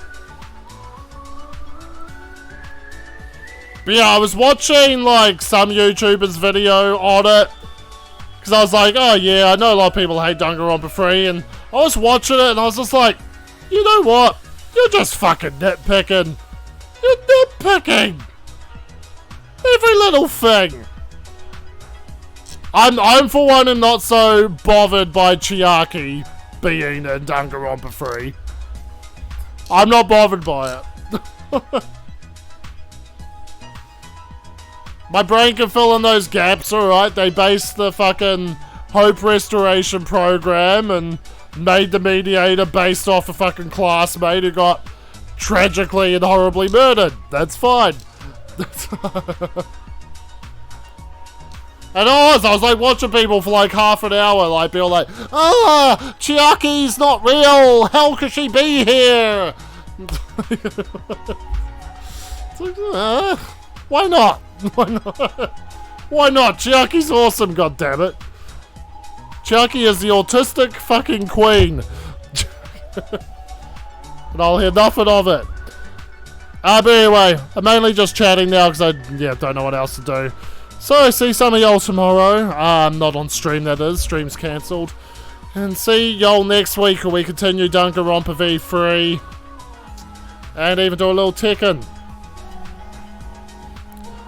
Yeah, because Danganronpa's not fucking bullshit, crazy bonkers. So no, have a good night everyone. Thank you Magic Master Player, and always nice to see new friends on here. Hope to see you on another one. Hope it's not some ungodly time wherever you are in the world watching. So I'm burping like a motherfucker. I sort of know how to end these, so I'm just gonna hit that button.